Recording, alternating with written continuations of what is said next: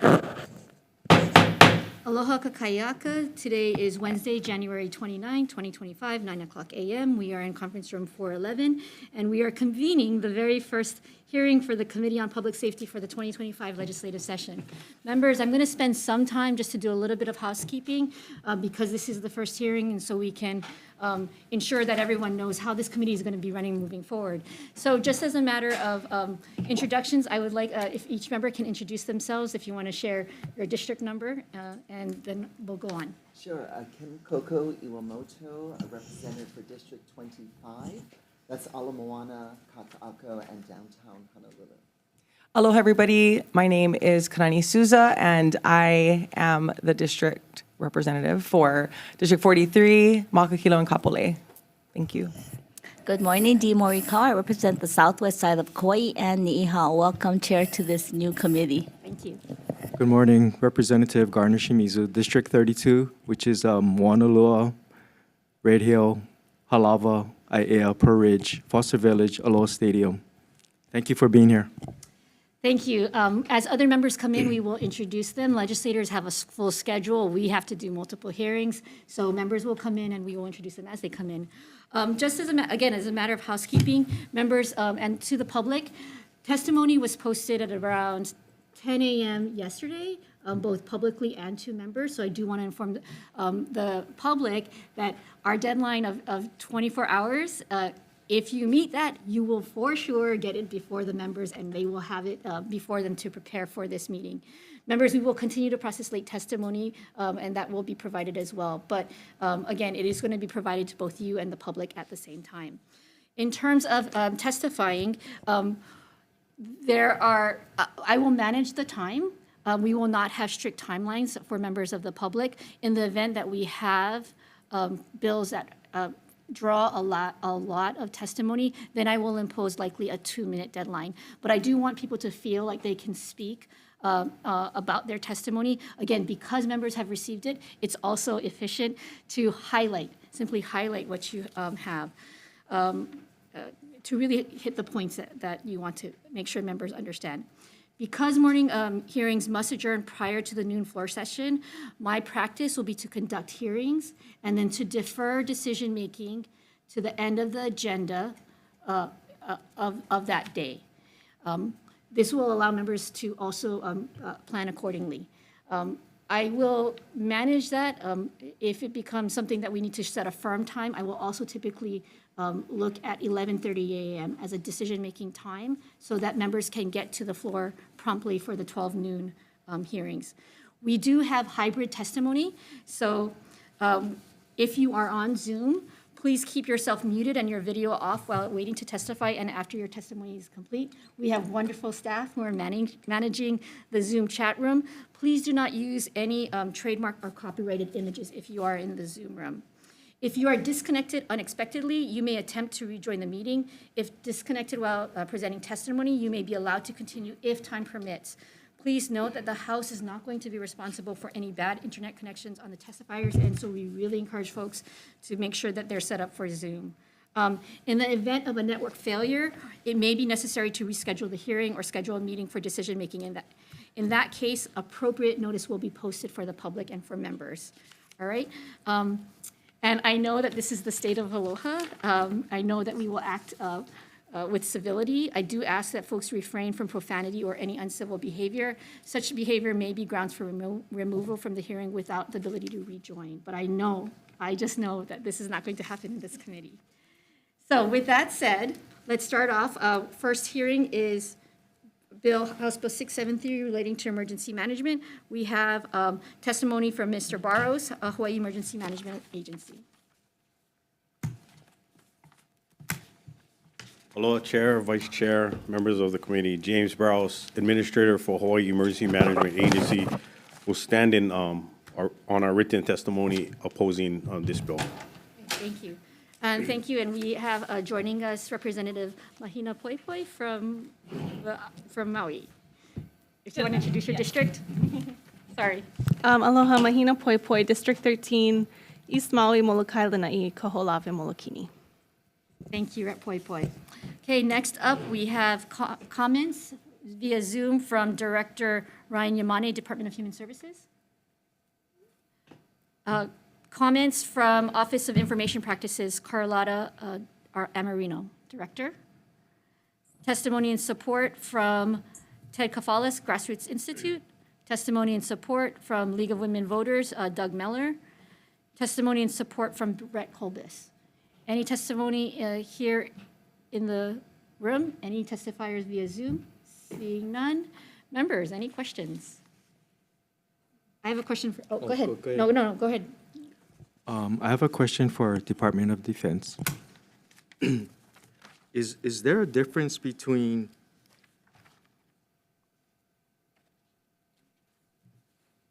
where's my question? Excuse me. Is there a difference between an emergency order and a state of emergency?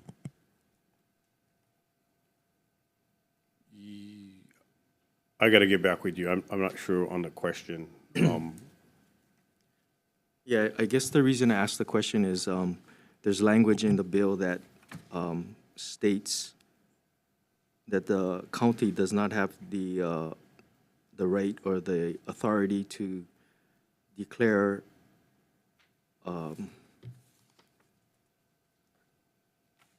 emergency order, but later in the bill, it does talk about the mayor's authority to declare a state of emergency. So I was just wondering if that's confusing for you as well. We'll look at that piece of it. Because from my understanding is the mayor can sign an emergency proclamation declaring that in the county, there's a state of emergency. So we'll look at how the languages might be confusing. Okay, thank you. Yes. Thank you. Any other questions? Okay, I have a question, Mr. Barros. I know your opposition is based on preserving the unity of command approach.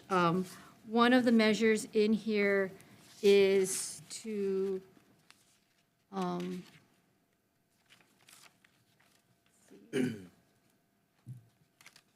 allow for the legislature by affirmative vote of 2/3 to terminate a state of emergency. You are aware that other states do allow and does authorize the legislature to engage in this kind of checks and balances. Yes. Okay, so are you open to us maybe considering some of that language?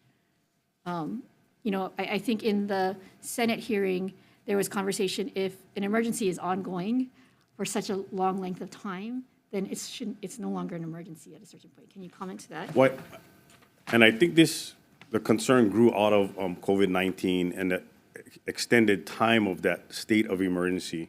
I think it's on the emergency management enterprise to set the conditions for the executive to say what is the state of emergency and at what point are we recommending that he, and that those conditions would be shared with the elected officials and the public.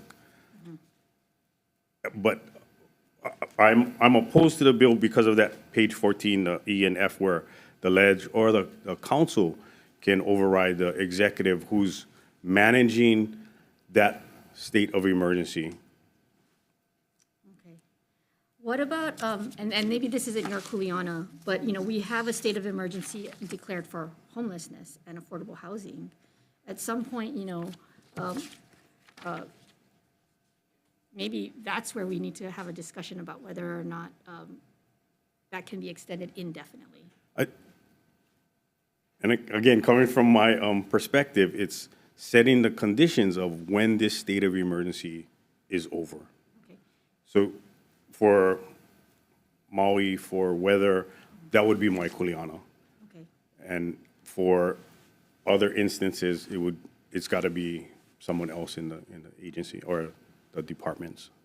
And then just so for the committee's education, the conversation about when to declare an emergency over, who are you having that conversation with? It's obviously within your shop, but is it also with the Attorney General's office? What other Yes, departments? the Attorney General's office and the Governor's office. Yes. All right. Members, any other questions? All right, seeing none, we'll go to the next bill. Hearing Bill number 596 relating to emergency management, clarifying types of events that constitute dangers and emergencies for purposes of emergency management. First up, we have in opposition, Mr. Barros. Yes, we stand on our written testimony opposing this bill, Chair. Okay. Let's see. Oh, I'm sorry, I did not call up Major General, excuse me, no. Ted Kafalas, Grassroots Institute of Hawaii in support. Operating Engineers, Local 3 in opposition. And in support, Jenny Yagadich, individual. Any other testifiers in the room? Any other testifiers via Zoom? Seeing none, members, questions? Chair? Yes. Over here. Not a question, I just wanted to point out that the testimony from operating engineers appears to be for the wrong bill. Oh. Thank you. We will correct that. Thank you. It's for HB 956, and this is 596. Okay, thank you. We will correct that.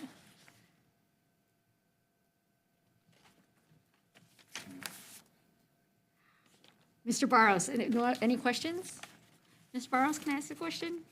So I know you says it restricts your capacity, but when I look at this, I mean, I feel like this language defining what a disaster is actually covers everything under the sun almost. No.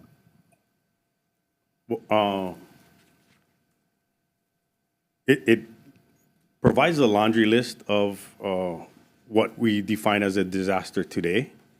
But I'm trying to keep an open-ended of what we don't know at this point, what could happen in the future. So it does, from our hazard mitigation perspective, it answers all of that. Yes, absolutely.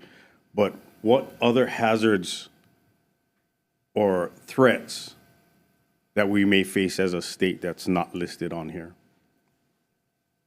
Okay, thank you. Thank you. Chair, I have a follow-up Yes, question. go ahead. Just to expand on what other hazards might come up that aren't listed, do you have examples of things that aren't listed that might come up in the future as examples of what you just said? So COVID would have been a great example. 5 years ago, if we changed it, it addresses some of that, but we didn't know the nature of that pandemic. So COVID wouldn't be covered in disruption of state services or disease or contagion outbreaks? So what I'm saying right now is I oppose the bill because I don't know what's next. I don't know what's out there. This gives us the knowns. So I maybe understand. I was yeah. just trying to understand if this list could be expanded to cover some of your concerns of what potentially might happen. Okay, we can look at that and provide that. Thank you. Yeah. Okay, thank you. Any other questions? All right, seeing none, moving on to House Bill 1060. This is relating to emergency preparedness and the Community Readiness Centers program. We're moving into more comfortable territory now. We have testimony and support from Major General Stephen Logan. Representing the Yes, and Adjutant General in support of the bill. anything you'd like to amplify as part of your testimony? So this is coming out of our look at building community No. hubs and resiliency down at the very local level. Yes. Mr. Dudley, you need to mute yourself until we call on you. Okay, go ahead. Yeah, so that's where the genesis of this Community Readiness Center. And we don't use Resiliency Hub, we're using Readiness Center because from Hauima's perspective, we want to build readiness down at the very local level in all communities. Okay, thank you, Mr. Barros. We have testimony comments from Department of Taxation. Good morning, Chair, Vice Chair, and members of the committee. Garrison Kurth, Department of Taxation. The department stands on its written testimony providing comments, and I'm available for questions if you have them. Thank you. Testimony and support, we have Mr. Chris Benjamin from the Climate Advisory Team. Thank you, Mr. Benjamin, for being here in person. We did know that you were going to be here in Zoom, but it's always wonderful to have people in person. Well, thank you, Chair, Vice Chair, members. Thank you for the opportunity to make a few comments this morning. So the Climate Advisory Team is a volunteer group convened by the governor to develop community-informed policy recommendations to help make Hawaii more resilient. We published a policy paper in which a central theme was resilience hubs and the importance of resilience at the community level. And so we are in support of the intent of this bill. We have had some meetings with Administrator Barros and shared some of our thoughts, and we'll share them with you today. One of our primary objectives is that resilience hubs be developed within the local community by nonprofit grassroots organizations with support of the state and HIEMA. And so we would simply ask that from a principal perspective, the development of resilience hubs or readiness centers, as HIEMA is calling them, be very much rooted in engagement with the community, with those nonprofit organizations, with community groups, and that it be done through the HARP program, the Hawaii Hazards Awareness and Resilience Program, but then it be done in close collaboration with the community. So those are our comments, and happy to answer any other questions later. Thank you, Mr. Benjamin. We have testimony from Mr. Tom Yachika, Tax Foundation of Hawaii, via Zoom in opposition. Aloha, Chair and members of the committee. This is Jade McMillan on behalf of the Tax Foundation. We submitted, should have been noted as comments on the measure. Our comments are directed primarily at the special fund, noting that the criteria for a special fund is listed by the legislature. There are two of the criteria violated, noted in our testimony, being that there's no nexus between the program and the revenue source. Thank you. Okay, thank you. Any other testifiers here in the room? Any other testifiers via Zoom? And I'm wondering if Dr. Dudley is going to want to testify. And this is on House Bill 1060. No, okay, all right. Seeing no other testifiers, members, questions? I have a question. Go ahead. Question to you, Mr. Barros. Do you have any idea how many of these centers will be required? Ideally, for every community throughout the state. Right now, the target through our HARP program that Mr. Benjamin brought up, we're targeting through a federal grant to identify the top 10 communities, and we'll start with the HARPs, building that there, and then the Readiness Center would be a building for those HARPs. So right now, we're looking at primarily 10 for now. So 10 to start with, and it'll expand to a bigger number, ideally? Yes. Do you have a number? What is that ideal? When we sat down and we looked across the state, we looked at almost 100 communities that could use, not, some communities, the center might be a little smaller, some communities are a little bit larger, but the number we were looking at, it was roughly 100. And that's statewide? Statewide, yes, sir. Do we have any, can I? Yeah, go ahead. Thank you, Chair. Do we have any idea how much the cost would be for every center? No, sir. All right, thank you. Mr. Barros, please stay there. Any other questions? Okay, so I know that this is growing out of work that you have done you've done some preliminary work in other communities. Can you speak to some of those communities that you've kind of tested this out in, and that's the basis for this proposal of community readiness centers? So with the HARP program, right now the team has 3 communities that they're taking these communities to HARP 2.0.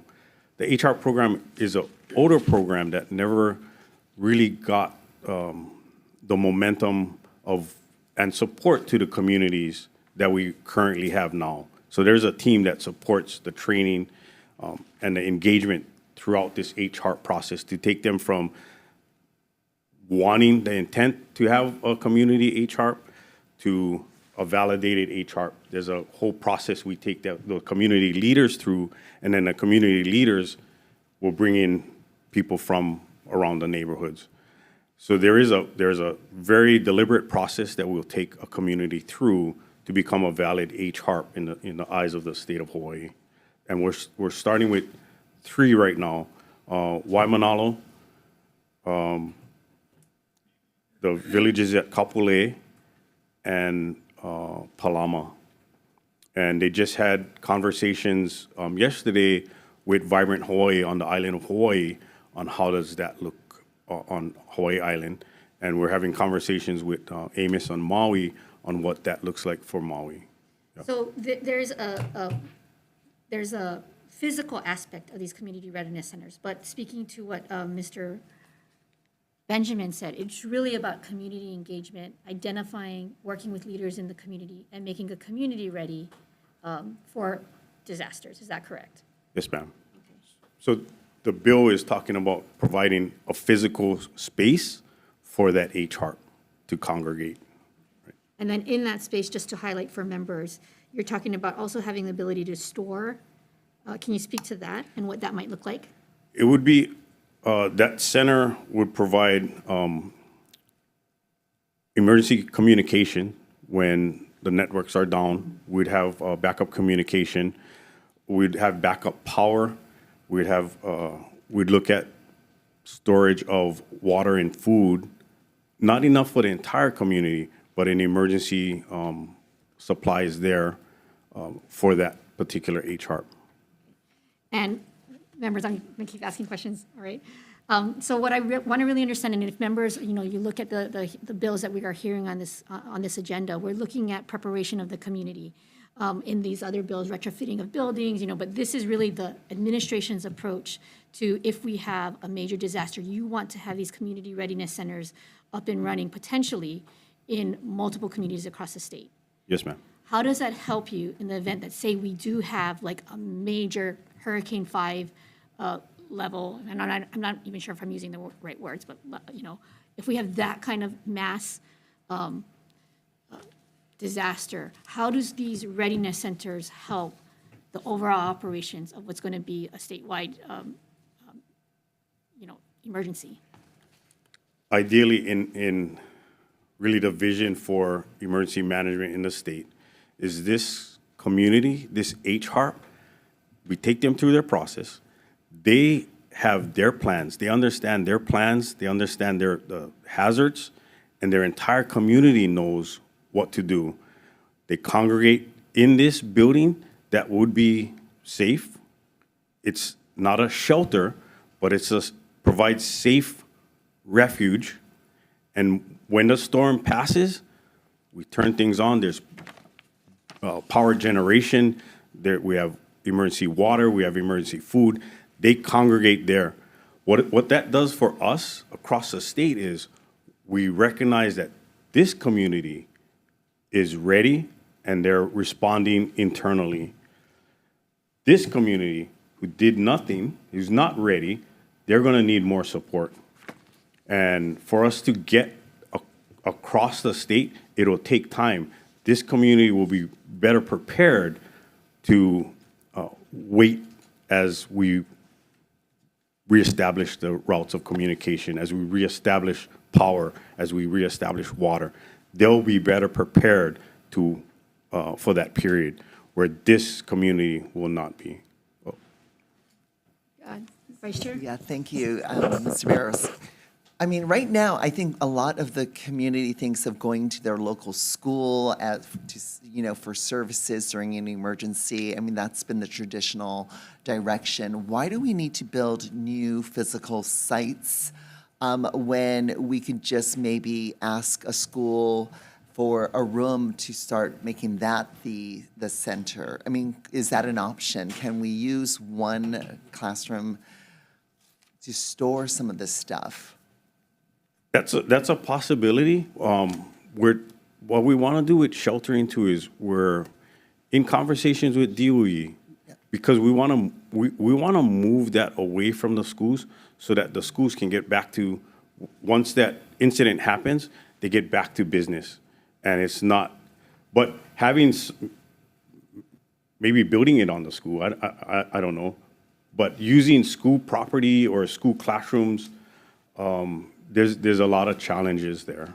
Yeah, I mean, I guess, what is the physical size of this structure? Is it, 10 by 10 feet? Is it, how big is it? How much would each structure cost? We would have those conversations with the community, because part of it is we could retrofit an existing building Right. under this program. So it'll depend on the community itself, Got it. too, 'Cause their needs. Right. There are a number of bills that I think speak to, as we build new schools to make them, have the infrastructure to serve where this community, some of the members of the community can go during a hurricane level 5 hurricane or something like that. Wouldn't it make more sense to build the resource where the people go during an emergency? And if it's a school right now, then it should be near the school instead of way on the other side of town from where all the human beings are. Yeah, so it's a definitely course of action. But again, we want to keep kind of DOE to that when the event happens, something happens, we have a place that the students can go back to. And when I had a conversation with the superintendent, from his perspective, the support network that the students get once we get them back on campus, that's what's really needed. And they can't do that if, as an emergency management agency, I'm occupying their cafeteria for sheltering for the community. I have a follow-up question. Go ahead. Just along the same lines as what she mentioned, I guess in the bill, there's this assumption that the Community Readiness Center is a permanent structure that has ongoing services, correct? Yes. Okay, so I think what the bill doesn't make clear is the distinction between this Community Readiness Center and an emergency shelter, right? Because I think you had mentioned that this is not an emergency shelter where people can go in the event of an emergency. Is that correct? So because we get the term shelter, Yeah. this would be a place of refuge. Okay. So because, yeah. So are we I guess the question is, are we encouraging people to also show up at the Community Readiness Center as well as the emergency shelter during an emergency? For refuge, yes. And then when we get into a sheltering mission, the requirement is more space. I see. So this would be more of a hardened building to hunker down, Okay. to let the hurricane pass and then come out, but still where we congregate. Yeah. Now, when we say shelter, okay, I'm going to put you in a shelter. I'm going to give you your space. You'll have your cot. You'll have your 10 by 10 space. Everybody has, and we're all spread out. Where this is, come together, hunker down, let it pass. I come out, we do assessments. Okay. Yeah, I guess my concern is just maybe perhaps if this does come to fruition, just messaging to the public, because I think that there could be some confusion as to what this structure actually is, and we want to make sure that we're sending people to the right places in the event of an emergency. My second concern, I think, is relative to equity. I feel like, you've maybe identified the top 10 locations where this could be most useful, and start with that. But I think that perhaps there should be another plan in place for the long term as you guys keep building these centers, just to make sure that we're not marginalizing certain communities over others. Is that something that you guys are looking at too, as far as equity for our communities? Absolutely. We'll look at the threat and hazards to the community itself. And what does that mean? Because across the state, different communities will have different hazards and different threats. So that would be a criteria that we would use. Okay, perfect. Yeah, I just want to make sure that one community is not suffering more in the event of a disaster over another community just because they had this resource. But Yes. thank you so much. Appreciate Yes. it. I have a, sorry. Go ahead, Representative Thank you. Whitmore. So in listening to the conversation and reading the bill, this sounds a lot like community resilience hubs or similar to that are an existing effort in our communities across the state to like tailor the needs of the community into the hub and into the area, looking at existing buildings or land that can be hardened up. So I'm just curious if there are efforts currently, or if you plan to coordinate with the existing community resilience planning? Yes, the team has conversations with them all the time. I think they meet monthly with them on where their efforts are and what HAIMA is doing and what communities we're engaging. So do you envision this being separate from that in the way of like physical space, or could it be in some areas potentially combined? Yes, combined. Yes, absolutely Okay. combined. Yeah. Thank you. It wouldn't make sense for the state or the community to have something here and we come in and do something here. But looking at what the community needs and what's their intent and where they're looking at, and then combining our efforts. Okay, great, thanks. Representative Morricone. Thank you, Chair. If this does go into effect, I'd like to offer up Kauai as the pilot program. I think because on Kauai, we have community centers in many districts.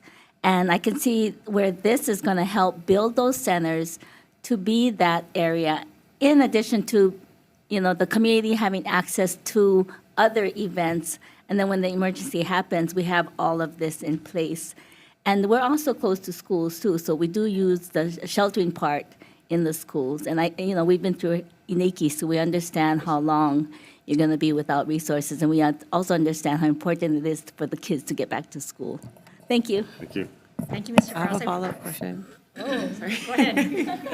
Since she's talking about Kauai, I have to just clarify as to what were you discussing regarding the villages of Kapolei specifically, just because that's in my district? You had mentioned that there was 3 Yes. different areas. So can you explain further about what's happening? So they're engaging the community leaders and to establish an HARP and take them through the very deliberate process to become a valid HARP. So there's a constant engagement with community leaders there.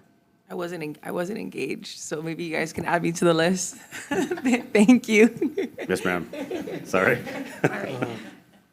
Representative Shimizu, and then I'm going to pull rank, and I'm going to ask you to come, and then we're going to move on. Go ahead, Representative Shimizu. Thank you. I have a question for you. Thank you, Chair. It states in this bill that the agency shall utilize the partnership established through the Hawaii Hazards Awareness and Resilience Program to maintain each of the community readiness centers. So that addresses the ongoing maintenance costs, because there is some effort and costs involved with that. So I was wondering, what is this partnership that's stated here that's going to be counted on to provide this maintenance? That valid HARP, that valid community organization. Oh, that's that. Yes, sir. Oh, I see. All right, thank you. Mr. Barros, I want to share one example of what's happening, and I think I hope what this illustrates is that there are communities already in the process of preparing, and they're not waiting for HAIMA to say we're going to do this. They're already doing it, engaging other government entities. So for example, in Makiki, which my area is a hugely dense urban area, there is a group called Nice Neighborhoods that is pulling together and identifying businesses, schools, engaging leaders, identifying people in the event that there is some kind of tragedy. So recently, when there was the Young Street fire, right? Phone lines are going off and people were talking and sharing information. And so that's an example of, for me, a readiness center. They have engaged with Serene. I believe that's an agency that Mr. Benjamin is familiar with. So we have, for me, with the community readiness centers, it's about a place where there can be some storage and sheltering, but just for immediate terms. But it's more about the relationships and making sure the relationships are established, protocols are in place, and that's where also HIEMA comes in with a training piece. Yes. It's training the communities to respond in a way so that they're ready. Is that a correct statement? Yes, and Chair, you're absolutely correct. Communities are already doing stuff. They're putting together, they're looking at, their hazards and what their shortcomings may be and that network of people. So when we engage with about HARP and building that community resilience, from my perspective, it's not an either or. You don't have to come and become a HIEMA HARP and do away with Good Neighbors, Makiki, or whatever organization it is. It's now just taking it and elevating and saying, hey, we want you to be part of this emergency management enterprise. So that HARP is really federated in the community, and we understand their response and how they're going to react, and they understand our response and how we're going to react to get to that community. Thank you, Mr. Barros. I see a lot of nodding heads, so I think if there's no other questions, we're going to move on. Thank you, members, and thank you for this great conversation. Moving on to House Bill 883 relating to emergency management. Now, this is going to be a request to actually inventory all designated emergency shelters. Testimony in opposition, Mr. Barros. Yes, Chair, we submitted our written testimony in opposition just because in 127 Alpha 19, the sheltering mission is already the kuleana of the counties. So HIEMA is a coordination entity, and we support the county efforts in sheltering. Okay, thank you. Thank you.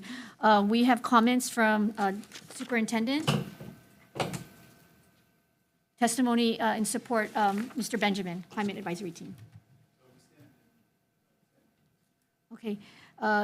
Testimony in support, Honolulu County Republican Party, Anna Hudson.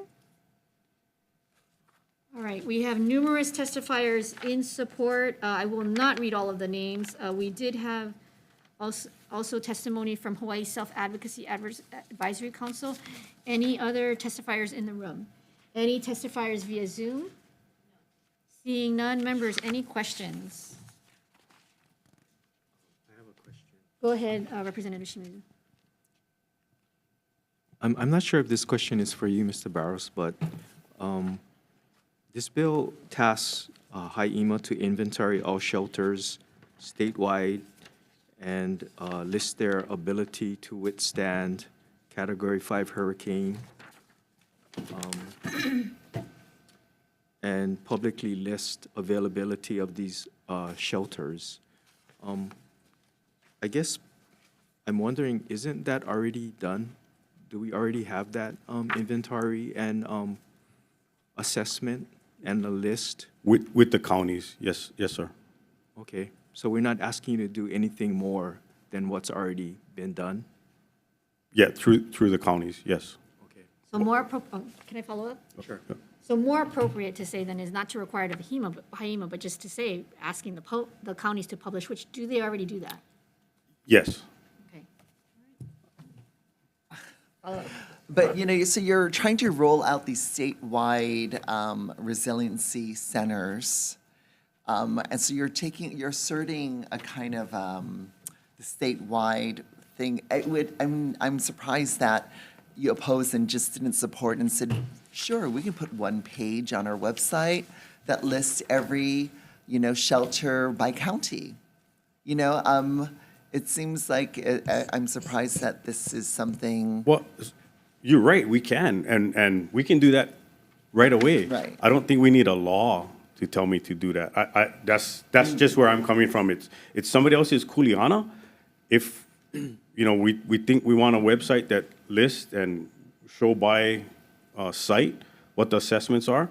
Right. And Yeah. and again, this kind of goes along with the other bill that we spoke about. Like, if the resiliency centers are in proximity? I mean, because all the water you mentioned in the food storage and maybe the power generators, I would imagine they should be where the people are. So you should, I mean, it would make sense Yeah. that you have all that information in one place. Yeah. No, I mean, but like I said, we can do that. I don't think we need a law to tell us to do that. Just if it's something that we need and we want, we can definitely do that. In fact, no, I told my GIS guys to start looking at it. All right, thank you. Any other questions? All right, members, moving on to House Bill 357. This is again relating to hurricane shelters. This one appropriates funds for Office of the Governor in collaboration with Insurance Division and AHIMA to strengthen existing hurricane shelters and develop new hurricane shelters to withstand specifically Category 5 hurricanes. 357, we have testimony and support from Mr. Barros. Yes, Chair. We support any effort that strengthens our resiliency, and we already execute CIP funds for this effort, so more money, HIMA is all about it. Thank All you. right. Thank you. Testimony in support from Insurance Commissioner Gordon Ito. Good morning, Chair Belatti, Vice Chair Iwamoto, and members of the committee. I'm Jerry Bump, Hawaii Insurance Division. We'll stand on our written testimony offering comments, but I'll echo Mr. Barros' comments that anything that can be done to strengthen the resiliency of our communities is good for also for the insurance market. All Thank right, you. thank you. Comments from Superintendent Keith Hayashi. Testimony in support, Climate Advisory Team. Testimony in support, Dr. Dudley via Zoom.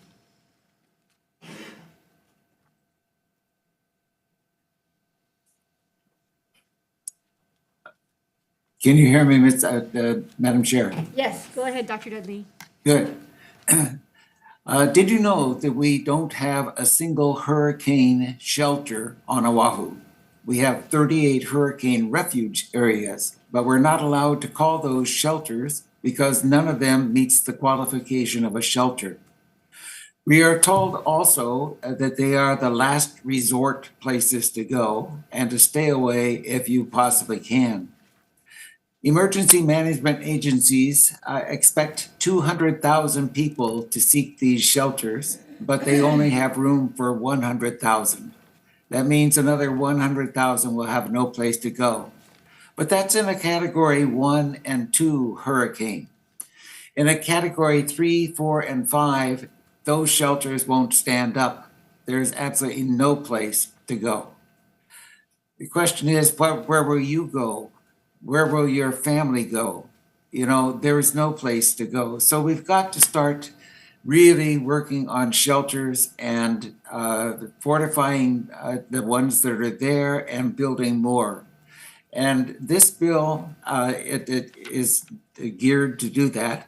It's also puts the responsibility in the office of the governor. Luke Myers, who is in that office as the advisor for emergency management, really would like to have the authority to do that and to have the money and funds. We have another bill that has funds to set up, and the whole reason that nothing has moved ahead is because we've never had the people to do it and the funding to do it. This bill would do that. I think that this is a much better choice than the bill HB 883 because, again, it puts the office in the office of the governor, and it is just overall a much stronger and better bill.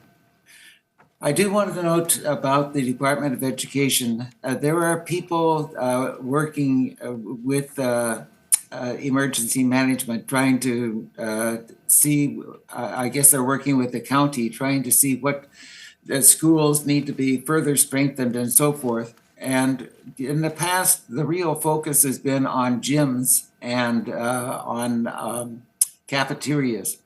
Now they're looking at the classrooms in the multi-story buildings. The multi-story buildings are usually cement or brick, and that means that only the windows and doors and tie down for the roof is going to be necessary in order to fortify those.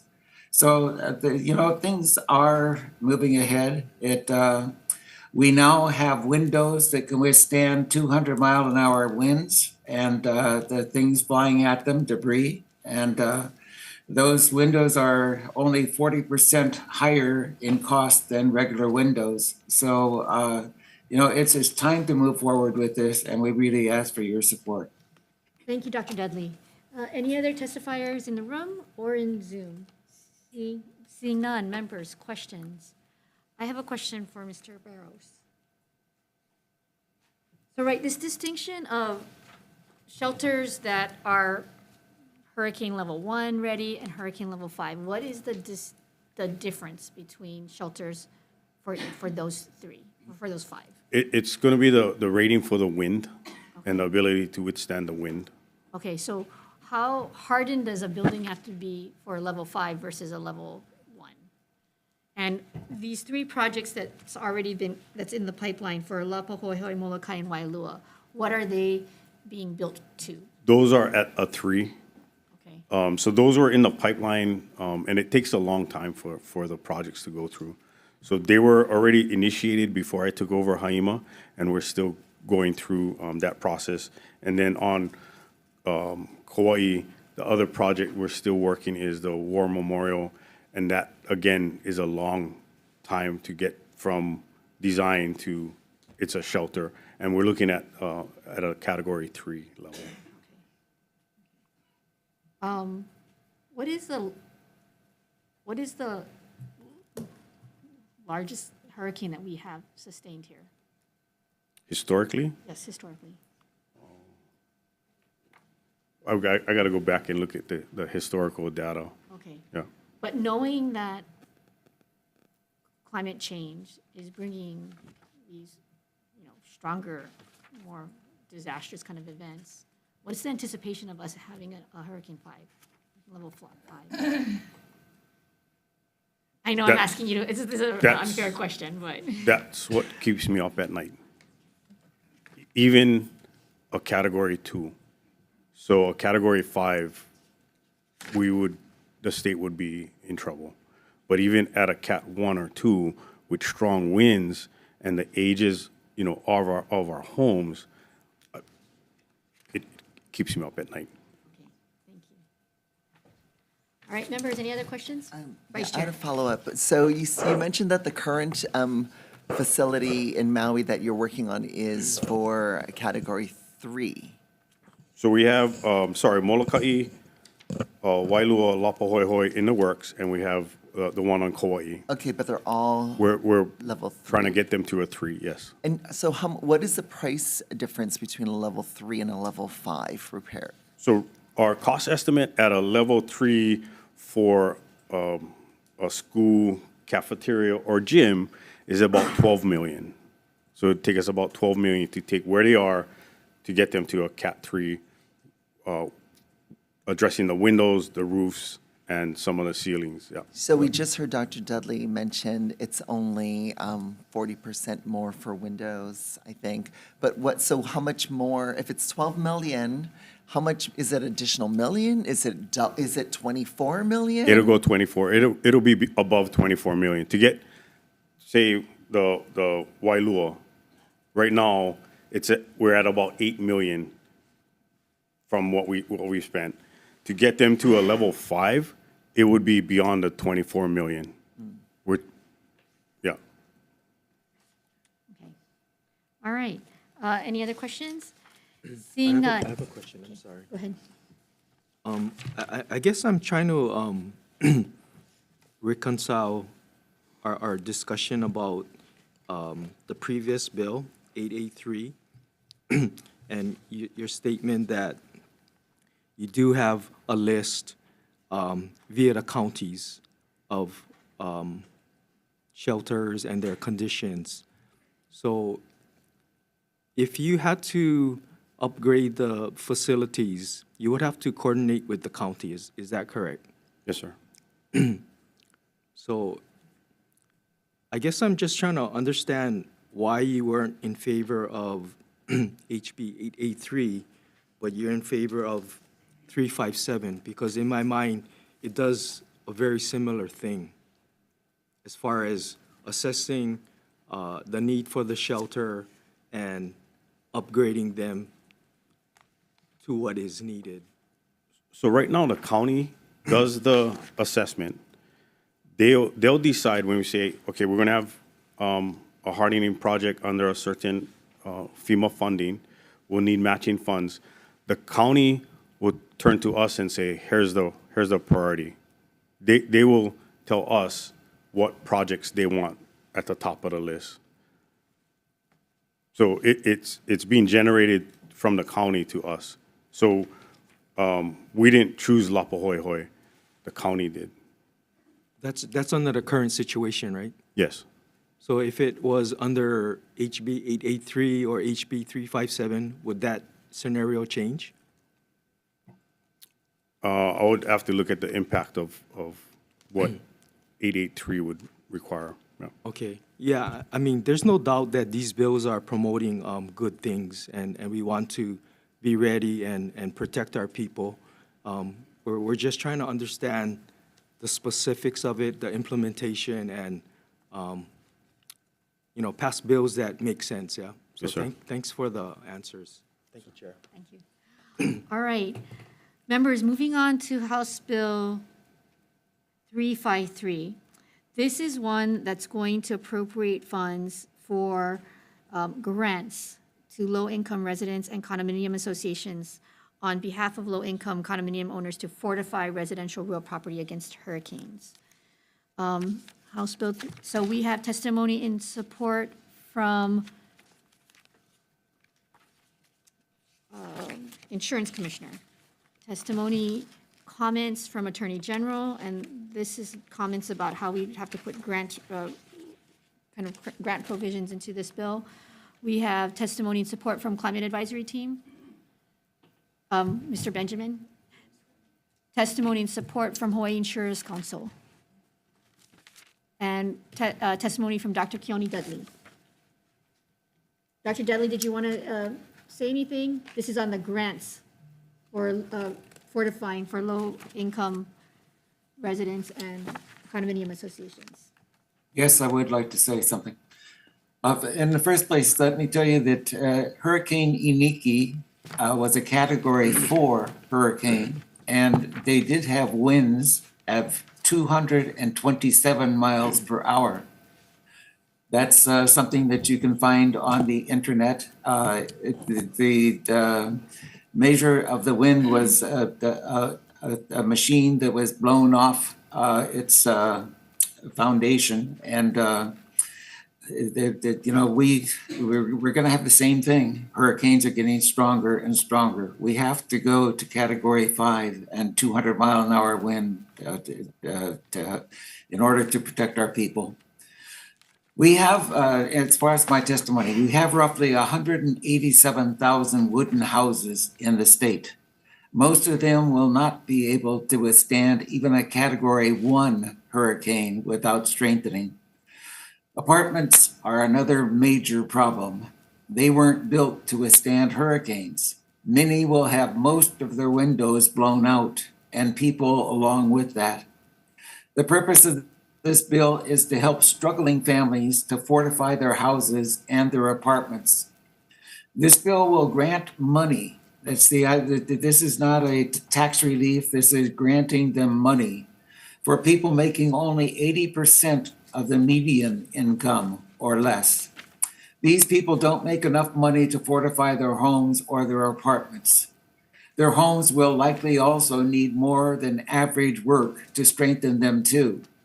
The grants would be between $25,000 and $50,000. For people living in apartments, their problems will primarily only be windows and sliding doors, so they can apply for up to $10,000 only. If condominium associations want to change the windows and doors of all their apartments, they too could apply for this money to upgrade any apartments belonging to people making only 80% of median income or less. We really do need to help these people. It's something that is terribly important, and I really hope that you will pass this bill. Thank you. Thank you, Dr. Dudley. Any other testifiers, Zoom or in the room? Seeing none. Members, questions? Seeing none. Okay, moving on to House Bill 358. This is a bill that would require all public buildings constructed after January 1st, 2026 to be designed to withstand Category 5 hurricanes and be used as shelters. We have testimony in support. Mr. Barros.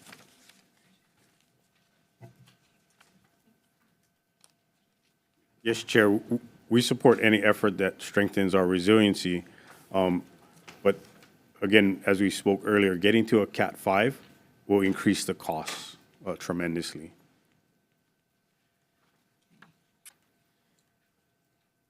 Testimony in support. Insurance Commissioner. Stand on our written testimony, providing comments. Thank you. Comments from Department of Education.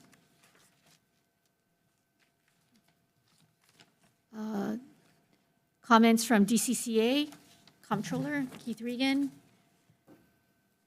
Wed here for the Department of Accounting and General Services. We offer comments on this, but I'd also like to make the point that as Mr. Barros has talked about earlier, for projects that are already in the pipeline, our budgets will have been set on designing to Category 3. Okay, so what we're asking in our comments is to adjust the effective date such that it would only be for projects for which funds were appropriated in the 2026 session or thereafter. Thank you, Mr. Thank Wood. you. Testimony in support, Department of Correction and Rehabilitation Director. Good morning, Chair Bellotti, Vice Chair Iwamoto, members of the committee. My name is Melanie Martin. I'm the Deputy Director for Administration, testifying on behalf of Tommy Johnson, who couldn't be here. So we support the intent of House Bill 358, and our support is contingent on the caveat that we house justice-involved individuals. So our ability to shelter the public is very limited. Thank you. Thank you. Testimony in support, Climate Advisory Team, Mr. Benjamin. Dr. Dudley in support. Via Zoom. Yes. Thank you, Chair. We all know that in a Category 3, 4, or 5 hurricane, there is no place to go. No place for you and your family to go. We need all future buildings and public schools to be constructed to serve as shelters and to withstand these 200-mile-an-hour winds. I want you to know that I will be talking with Representative Ed Case tonight. We really need to get the federal government to help us out with funding. I don't think that all of this is going to be just the state at all. So I really, I want us to keep our eyes on 200-mile-an-hour winds and on Hurricane 5s. Some good points have been made in the testimony of others. It's true that prisons are public buildings and we can't make those into shelters. And there are buildings on school campuses that are inappropriate for shelters too. So in Section 2D, at the end, which begins with all public buildings, including public school buildings, I would add that can reasonably be used as hurricane shelters. The point has been made that buildings which receive appropriations in this session will be caught without enough funding. So I would cross out constructed after January 1st, 2026 and add and for which appropriations are made in the 2026 legislative and county council sessions and in the years following. And I think we need to be more specific about the wind speeds and access to bathrooms. To the words designed to withstand Category 5 hurricanes, I would add with winds of 200 mile an hour and have interior passages to bathrooms. So section 2D then would read all public buildings, including public school buildings, that can reasonably be used as hurricane shelters and for which appropriations are made in the 2026 legislative and county council sessions and in the years following, shall be designed to withstand Category 5 hurricanes with winds of 200 miles an hour and to have passages to bathrooms, interior passages to bathrooms, so that they can be used as shelters in the event of an emergency. I thank you. Thank you, Dr. W. Members, any questions? Wait, sorry. Any other testifiers in the room? Any other testifiers via Zoom? None. Vice Chair. Thank you. Dr. Dudley, how long does a hurricane last? How many hours? You're muted, I think.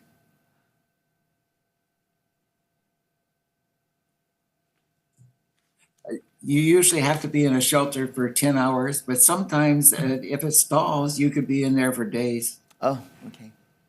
Thank you.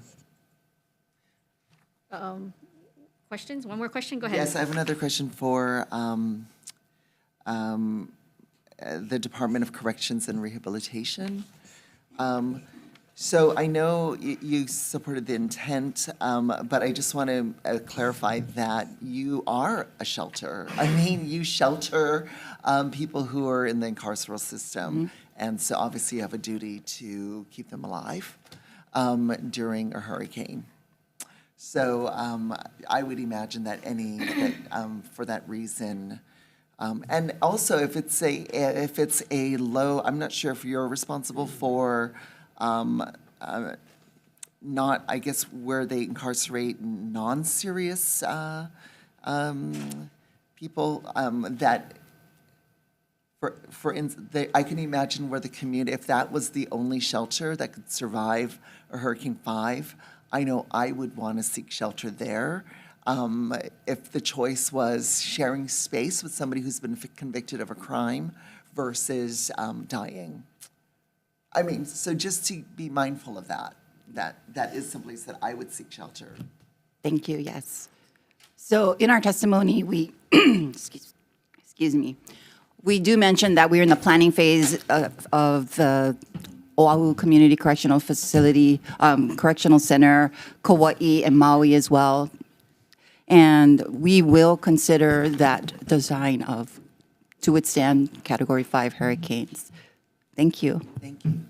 Actually, can you stay there? 'Cause, I mean, I think for education of the committee, currently, what is the plans if there's a hurricane threat? What do the facilities generally do? And if you could just briefly give an overview so that members can understand what happens, what are your protocols that you folks follow?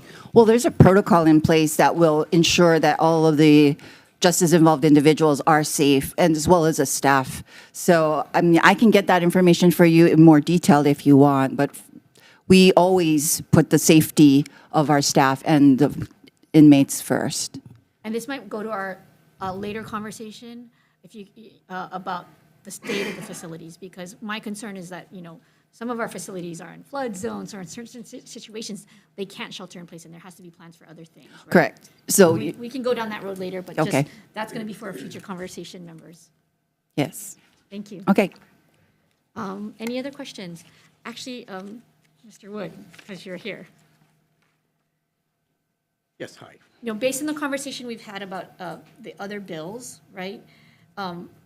If we had a complex of public buildings, like a school, for instance. Certainly. While I wouldn't want to say let's choose to go to the lowest level, and just prepare for Category 3, but could you conceive of a design plan where we have one building that is designed for Category 5, centrally located within a complex of buildings, but that the others, for cost purposes, are at a lower level, and would that be an acceptable situation?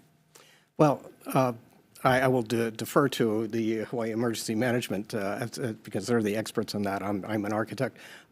We do go into schools and we harden specific facilities within the school to serve as refuges and so forth. So that is already part of our way of protecting the people of Hawaii, okay? So it's possible to have like, again, a complex of buildings and have different standards for the different buildings depending on.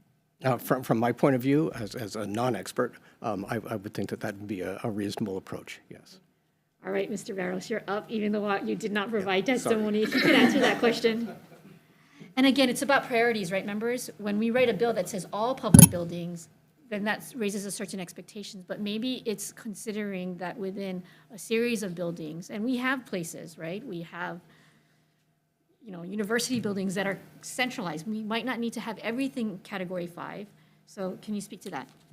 So we are talking with the community colleges and looking at projects there, but they don't have a shelter, and we're not asking them to do a sheltering mission for the public.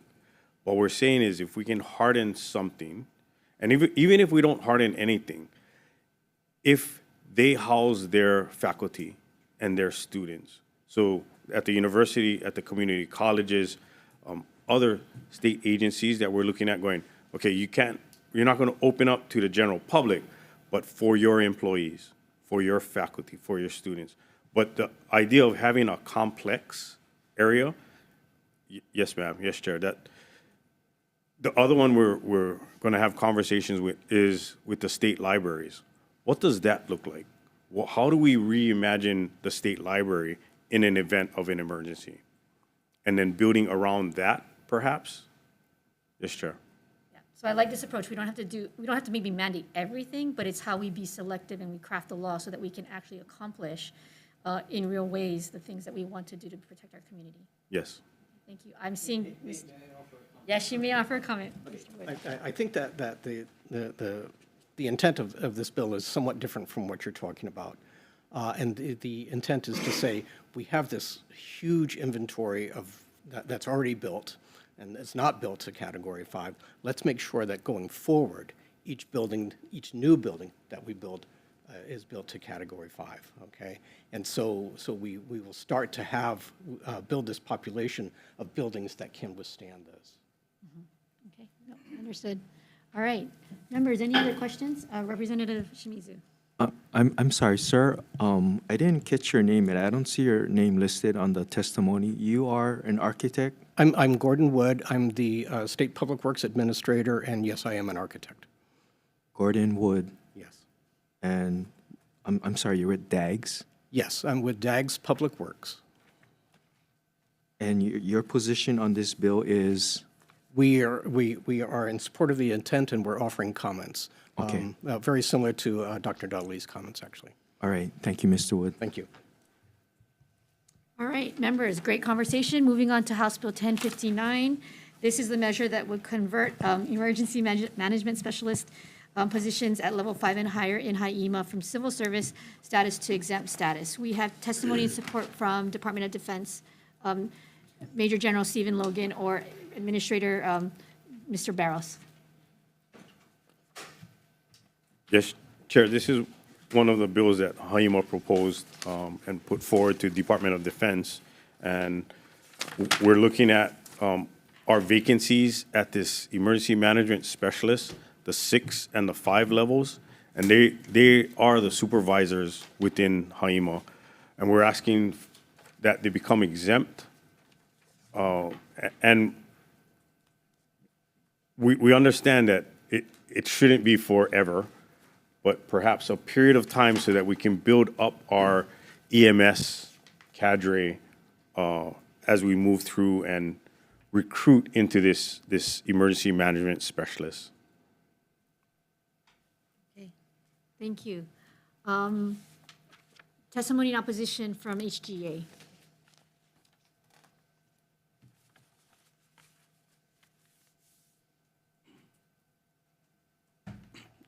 Good morning, Chair, Vice Chair, members of the committee. Nui Sebastian with HGEA. We stand on a written testimony in opposition to this. I do want to emphasize that exempt employees do not have civil service protections. Particularly, they are considered at-will employees, and they are not afforded disciplinary protection of the grievance process. This measure will also goes to the larger issue, which is that the civil service system must become more flexible and competitive and adaptive to the current job market and to meet the public demands. The legislature last year passed Act 234, which is a repricing bill, which kind of codifies in statute a process to reprice positions or increase salaries and keep them at civil service. So if the intent of this measure is to increase position pay, we encourage this agency to go through that process with us. Furthermore, we believe the state just needs to look at decreasing the hiring time to hire employees. Thank you. Thank you. Any other testifiers in the room or in Zoom? Seeing none, members' questions? I have a question for HGA.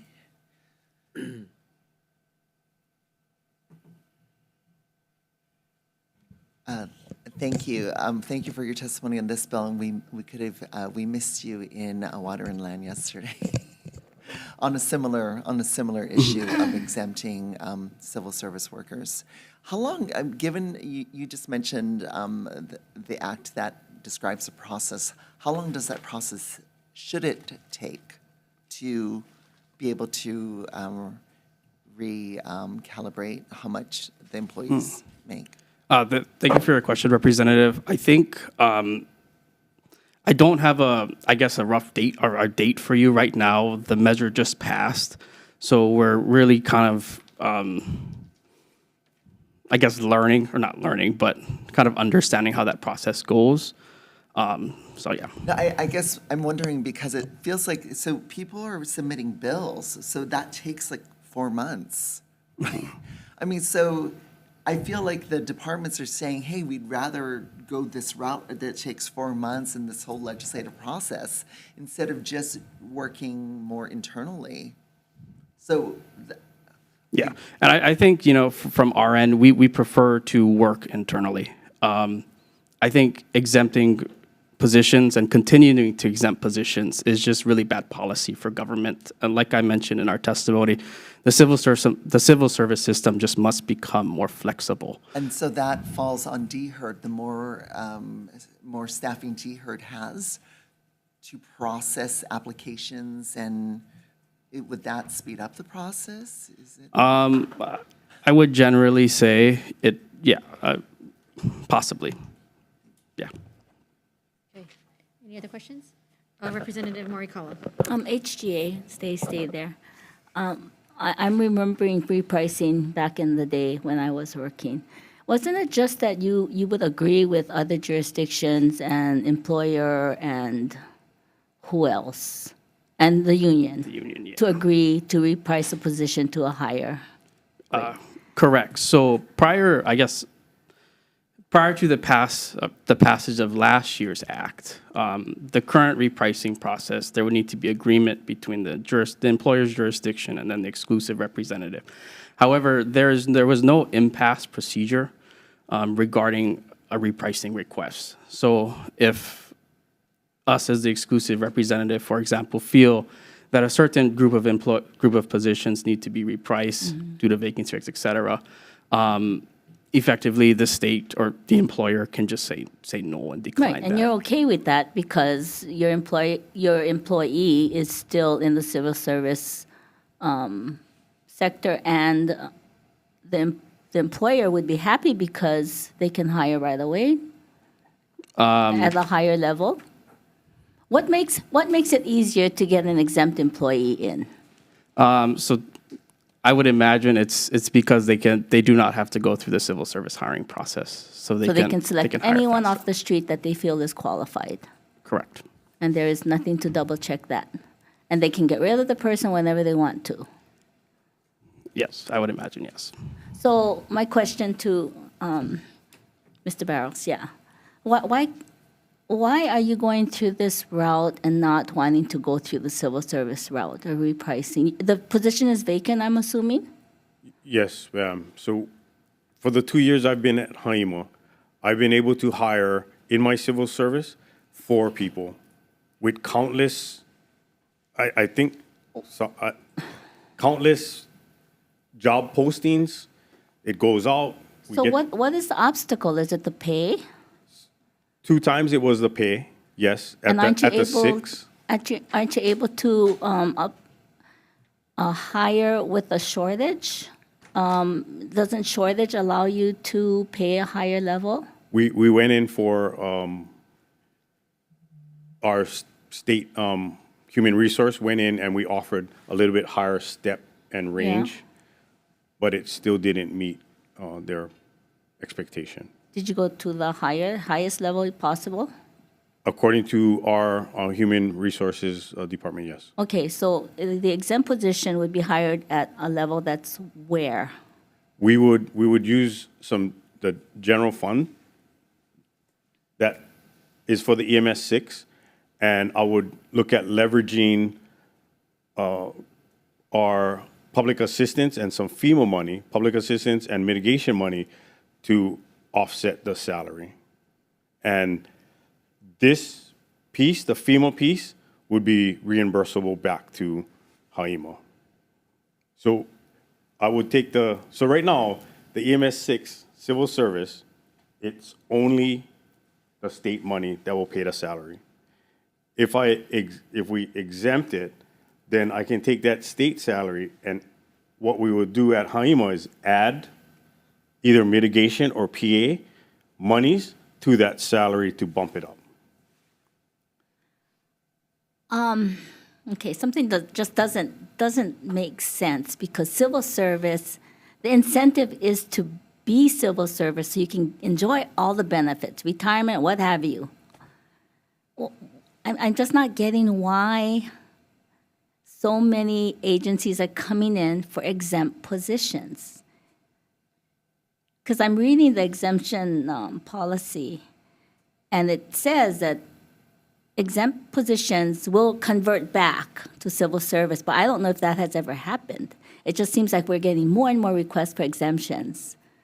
And I believe it's because it makes it easier for you guys to hire who you want to. From HAIMA, it's hire who we want and to be able to leverage, again, FEMA money to increase the salary. Okay, thank you. Thank you for that. I'm going to entertain one more question, and then I'm going to have a question, and then we're going to wrap. My understanding is there's, Mr. Barros? excuse me, I'm sorry. Thank you, Chair. Mr. Barros. How many people are in your staff? Right now, we're at 102. And how many unfilled positions do you have? Of the 102, 45 are civil service, and half of that is filled. So I'm at half on the civil service side. So 45 positions, civil service. So you're saying out of 102 positions, you only have 45 people staffed? Is that correct? No, sorry. The total staff employed right now at HAIMA is roughly at 100. Of the 100, 45 are classified as civil servants. The rest are exempt. Okay, and how many are unfilled that you want to have exempt? Of the 45, it's 9. 9 at the EMS 6 and 5 levels.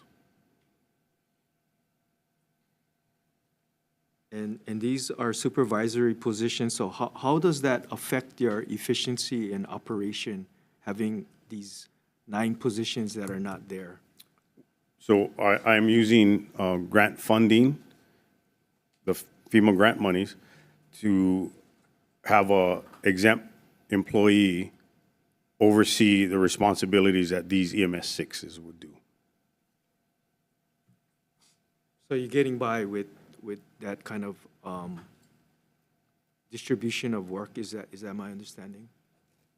Yes, sir. Just getting by. Yes, sir. So you're not experiencing a lack of production or efficiency, or I'm trying to understand.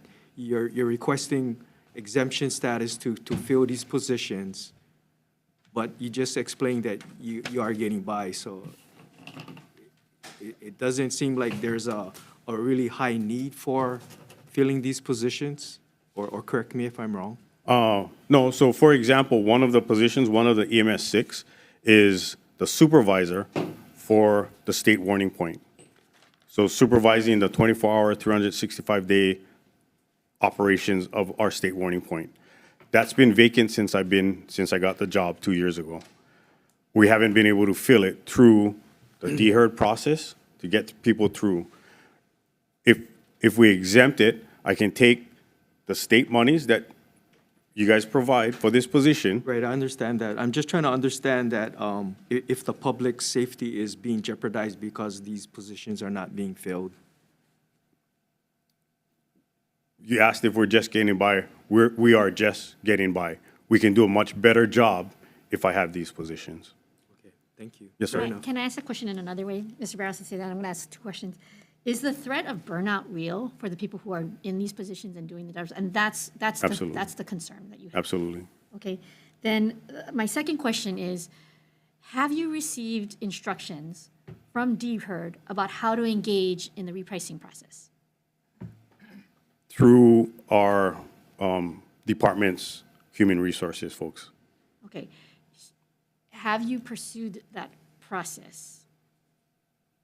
I got to double check on with them exactly what the process is, but every time we look at a vacancy, we're trying to figure out how's the best way to get this done. So in this past 2 years, we've taken some fours, EMS fours, and we downgraded 2 of them to EMS 2s so that we can build some capacity to grow within the system, these EMS, this emergency management specialists.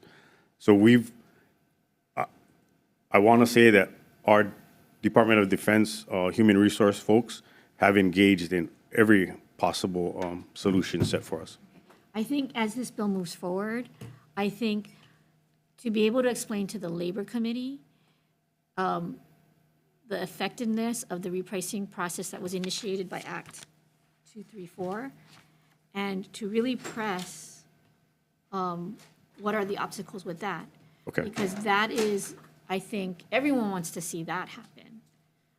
So if there are obstacles to making sure that that process moves forward, we need to identify those obstacles. We can continue to move these bills along, but it's not the satisfactory solution. And we're hearing it in all of the different committees. So you're not the only one. First of all, you're not the only one. But if there are obstacles to the implementation of Act 234, we need to make sure, and it might not be a law, it might be internal to the administration, to getting on board and figuring out a process that can work for numerous agencies, not just you. Okay. That's the message to send, and we'll send that message to Labor Committee as well. Thank you. All right, thank you, members. Seeing no other questions, we are going to recess for decision-making. We will do decision-making on this at the end of the 10:30 a.m. agenda. Recess.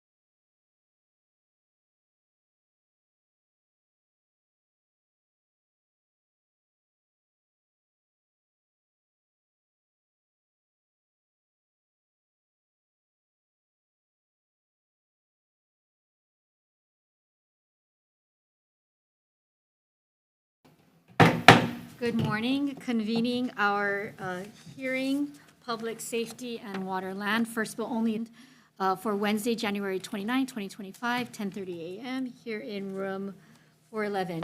Members, on this bill, on this hearing, we have two measures related to fire protection and responses to the wildfire Lahaina, the Lahaina wildfires in part. So, members, I've set aside some time for us to really dig into this information. We will first start up with House Bill 1064. This is the bill relating to fire protection that amends the laws concerning the Office of the State Fire Marshal to best effectuate the recommendations of the Phase 3 forward-looking report by Fire Safety Research Institute on the August 23 Maui wildfires. Members, we have testimony in support from Major General Stephen Logan, Adjutant General. Hey, good morning. Aloha, Chair Belatti, Vice Chair Iwamoto, for Water and Land, Chair Hashim, and Vice Chair Lamosao, and members of the committee. I'm Major General Stephen Logan. I'm the Adjutant General for the State of Hawaii Department of Defense. And I'd like to stand on my written testimony in support of House Bill 1064 this morning.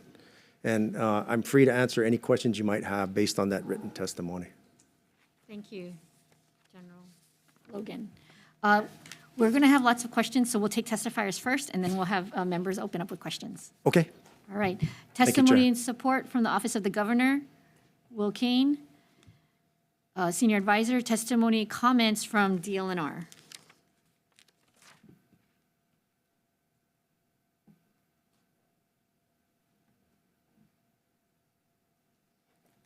Ano ai, Meke Aloha. My name is Michael Walker. I serve as the statewide fire protection forester for Department of Land and Natural Resources Division of Forestry and Wildlife.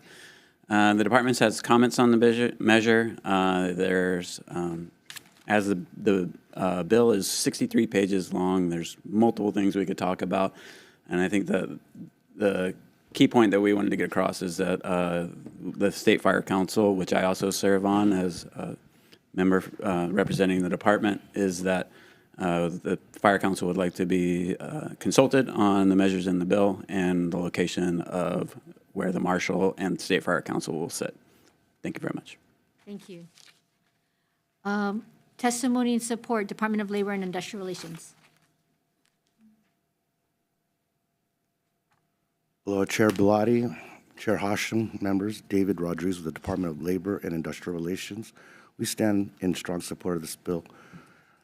Thank you, and available for any questions. Okay, thank you. Comments, Hawaii State Fire Council via Zoom? Okay, in person, thank you.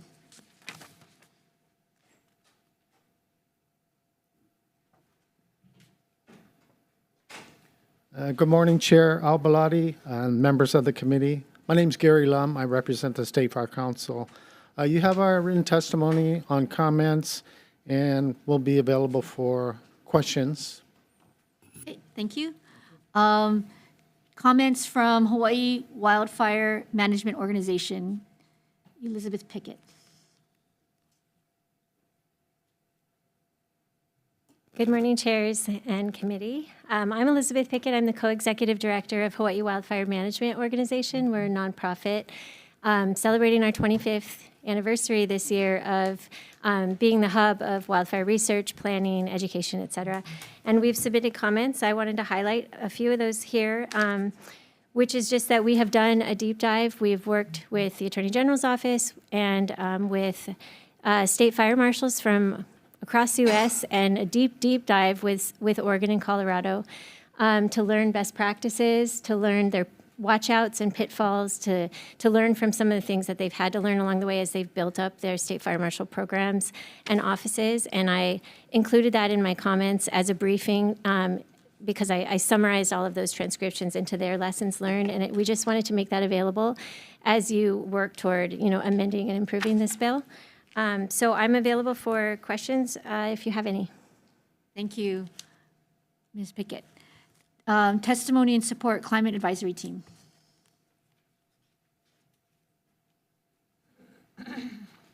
Thank you, chairs, vice chairs, committee members. I'm Chris Benjamin. I'm representing the Climate Advisory Team, which is a volunteer group convened by the governor to provide recommendations on resilience for Hawaii. One of the strongest recommendations that we made in our report to the governor was that we needed proper funding and authority for a state fire marshal office. And so we submitted testimony in support of this bill. Subsequently, we have reviewed the testimony of the Hawaii Wildfire Management Organization because we had spent a fair amount of time with HWMO as well as FSRI, the Fire Safety Research Institute, as part of our research, looking at some of those other state models that Elizabeth Pickett just referenced. And we would encourage the committee to look closely at the testimony and the comments from the Hawaii Wildfire Management Organization, because we believe that the effective functioning of the department is going to depend very much on the specific authorities and responsibilities that it has. And so with that, happy to take questions later. Thank you, Mr. Benjamin. Testimony in support from Lahaina Strong. Testimony in support from Wildfire Safety Advocates of Waikoloa, Matthew Chalker. Hello, Via yes, Zoom. I'm Matthew Chalker, founder and executive director of Wildfire Safety Advocates of Waikoloa. We stand in strong support of literally anything that we can do to improve fire safety here in the village, which, as was noted in the Attorney General's second report, has a higher risk of wildfire than even Lahaina. Anything that we can do to make it safer for us in the village and everywhere else in the state with the new fire marshal and increasing their funding, we support. I support everything that HWMO has submitted, just like everyone else has been saying, and we're available for questions as well. Thank you. Thank you. Testimony in support from Hawaii Insurers Council. Testimony in person in support from Hawaiian Electric. Good morning, chairs, vice chairs, committee members. My name is Jim Alberts, testifying in support of this bill. We recently filed our Wildfire Safety Strategy 3-year plan with the Public Utility Commission, but because we know this is a whole of society issue, we applaud the efforts to advance this bill for the state fire marshal. And we really like the idea of being able to fund this position in a way that it has the authority and the autonomy to be able to help implement new and innovative ways to fight wildfires, including working directly with electric utilities to help make the state even safer. Thank you. Thank you, Mr. Alberts. Testimony in support, Kamehameha Schools. Testimony in support, AARP Hawaii. Testimony in support, Robin Knox. In support, David Foster. Any other testifiers in the room? Any other testifiers on Zoom? Seeing none, members, opened up to questions. Any questions? Go ahead. I'm not sure who this question is directed to. Perhaps those who helped draft this document.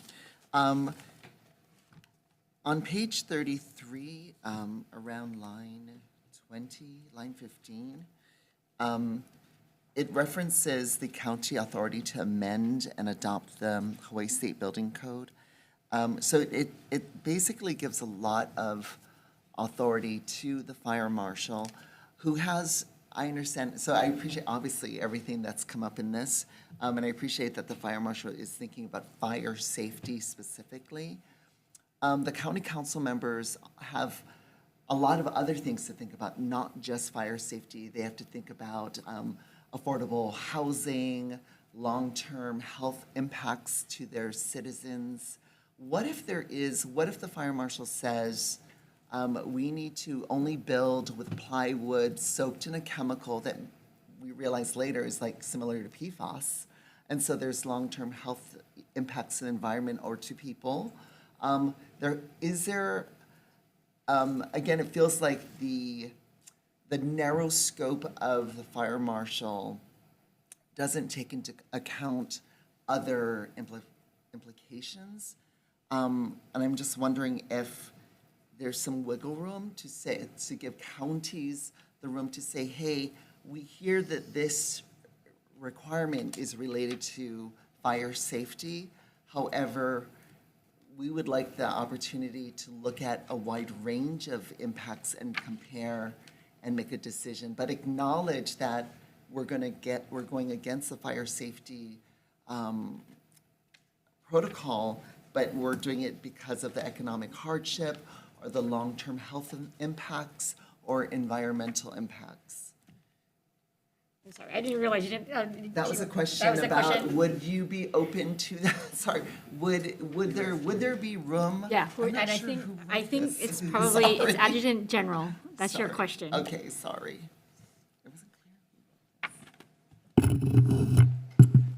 So a short question is, or short answer would be, I don't know. I don't come from a strong fire background. I wasn't a fireman. I haven't set codes or anything like that. I believe that this section, the underlined portion of page 33, is to kind of align the counties with the statewide fire code that the fire marshal and the state fire council are then going to develop and implement. So I'm not sure if there's a provision elsewhere in here whereby they can grant an exemption or exception to this specific section at the present time.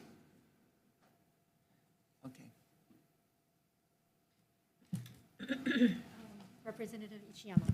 For Hawaii Wildfire Management Organization, Ms. Pickett.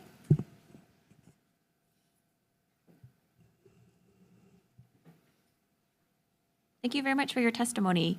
I was wondering if you could tell us some of the best practices that you learned from other states about what a state fire marshal's office needs in order to be effective and in order to really, I think, accomplish the things that the FSRI report said that Hawaii needs to do to make sure we don't have another Lahaina.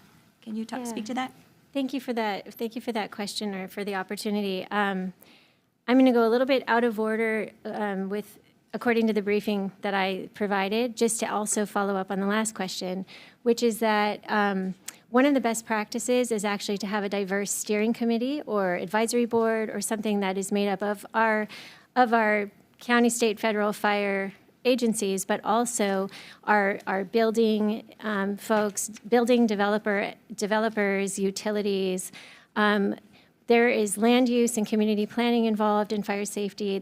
All of these issues are really well understood in other states, 49 other states. And so one of the best practices is to have a diverse advisory panel that then can review and think through all the considerations of the issue so that by the time the state fire marshal provides a directive, it has been vetted and understood within the greater context of all the other goals that also need to be achieved. We have a housing crisis. We need to build a lot of houses. We want them safe. Those are all considerations that would be part of that conversation so that then the directives are in consideration of those types of things. So that's one thing, is that one of the best practices we learned is, for instance, Oregon State Fire Marshal's Office has a diverse steering committee in that way. And they do have those conversations and work things out before directives are issued. Another best practice is to make sure that they're tucked up close to the governor and they have statutory authority to really provide that statewide umbrella. But again, in consideration of fire chiefs and that diverse steering committee. But they do have statewide jurisdiction, and the lines of authority and the roles and responsibilities are very clearly stated. It's a little bit muddled as is written here, but that's also very important. And then getting the structure and the vision really sealed and agreed upon ahead of time, and then having a plan for a build out, because state fire marshals are often overseeing lots of diverse things, from codes to land use planning to the built environment to natural resource management and vegetation. There's a lot of different things going on to create fire safety, including wildfire, but also other types of fire. And so there should be a structured build out or a plan for a build out so that over time the office can start to address the many diverse factors or components that go into safety. Could you also speak to maybe data collection? Last year, the legislature appropriated money to University of Hawaii for wildfire mapping, wildfire vulnerability assessments. I know HWMO has done a lot of that work, and I didn't see that in this bill. It's not, and that was actually some of our concern, because collecting data consistently and understanding our trends and patterns, understanding where the priority areas for mitigation, for community programming, for risk reduction, that's really, really important. And right now we don't have the easiest setup to collect that data. And so our organization has been doing that for 20 years. There are hazard maps available, but we are hustling all the time to try to find funds to make that possible so that we can really know across the state what we're working with. And having that as part of the State Fire Marshal's office is best practice and is very standard across the country. A lot of folks depend on that information to know where to channel resources, where to prioritize with limited funding, to know where we need to shore up the safety considerations or resources or personnel, et cetera. So it's an essential component of a State Fire Marshal's office. Isn't that also important when we apply for federal funds, that we have accurate maps so that we can qualify for grants? Is that important? Yes, actually. So Hawaii doesn't do a great job of upward reporting our fire occurrence, and it's because of the data management, the lack of data management, consistency. It takes a lot to quality control everything that's coming in all these different ways, and we do that in-house, but actually we don't have the authority to then upward report, and our state and federal actually, all of our agencies do it in some way, but it's not comprehensive or consistent.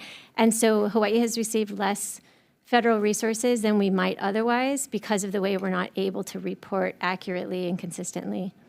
No, thank you, Ms. Pickett. If I could do a follow-up, Chair, or Let's see if other questions. Go ahead. okay, thank you, Ms. Pickett. For General Logan. I think there's maybe some more work that could be done on the bill. Would you be open to making some of the changes that HWO recommended? We would be open, and in reality, this is what we're looking for is unity of effort. Like I said, this current state fire marshal doesn't currently reside under DOD, so it's kind of a new ground for us. The purpose of the bill would be then to move it under DOD, subsequently acquire the funding, hire the state fire marshal, whether that happens between now and then or somewhat after this session. And then, of course, be open to look at building out that office so they can be more effective and provide all that input from the State Fire Council, all that rich history, and also with the expertise of the person that's hired, yes. So the answer is yes. Oh, thank you. So things like the data collection, having an advisory council, some of these best practices from other states. Yes, definitely, Representative. Okay. And then it sounded like, and this is my last question, Chair, so sorry. It sounded like maybe there wasn't a discussion with the State Fire Council about moving over to DOD. Did you have that conversation, or anybody in that department have that conversation with the State Fire Council? I spoke to the chair on 2 separate occasions with Chief Todd. I spoke to the Maui Fire Chief while he was down here in the Capitol. Next week, I'm visiting Maui. I'm gonna meet with the Maui Fire Chief. I've already, the day after, so on Friday, I'll meet with the Honolulu Fire Chief. And in March, I plan to visit Kauai on another visit and plan a visit with that fire chief. But the intent would be from now till the end of the session to meet with all members of the State Fire Council and try to gain their perspective. And DLNR, DOFA, is also part of the state? DOFA, the Airport Fire Rescue section also, and all members of the State Fire Council. If it's possible, I would just ask that you try to expedite those conversations. I think it's important that everybody is comfortable with this move. So if you can, do that. Definitely understand. Thank you for that. Thank you, Chair. Thank you. Along these same lines, actually, I think it's good for education of the newer members, including myself. Maybe Department of Labor, can you just provide a little bit of background? I mean, and if it was just because you were the last department standing last year, can you explain why it was placed with Department of Labor initially? I believe the State Fire Council was attached to DLR before my time. The DLR is just a team player, and we've been a team player all along. And our testimony has always said that we will accept the State Fire Marshal's office, look with the hopes that you folks would find a permanent placement in the executive branch so that those functions are properly done. We're not fire experts, and it doesn't really match our mission. We don't even have a mission statement because we have this Fires Council, and in our Administratively office, right. And so administratively, we've been very supportive of them. Okay. Maybe the next question is for Ms. Pickett. Since this placement is part of, I view this bill as having really two parts, right? There's the placement of the Office of the State Fire Marshal, and then it's the things that it's going to be responsible to do. But in your, study of the best practices, in other states, where is the Office of the State Marshal typically located? It varies. Okay. And it usually is a reflection of where different kinds of activities are located within the state in general. Typically, it's connected to law enforcement or to natural resource management or to community resiliency, sorts of sustainability resiliency. So I think we have some options to kind of think through what that would look like in Hawaii and where it should land. But those are the examples that are set by our other states.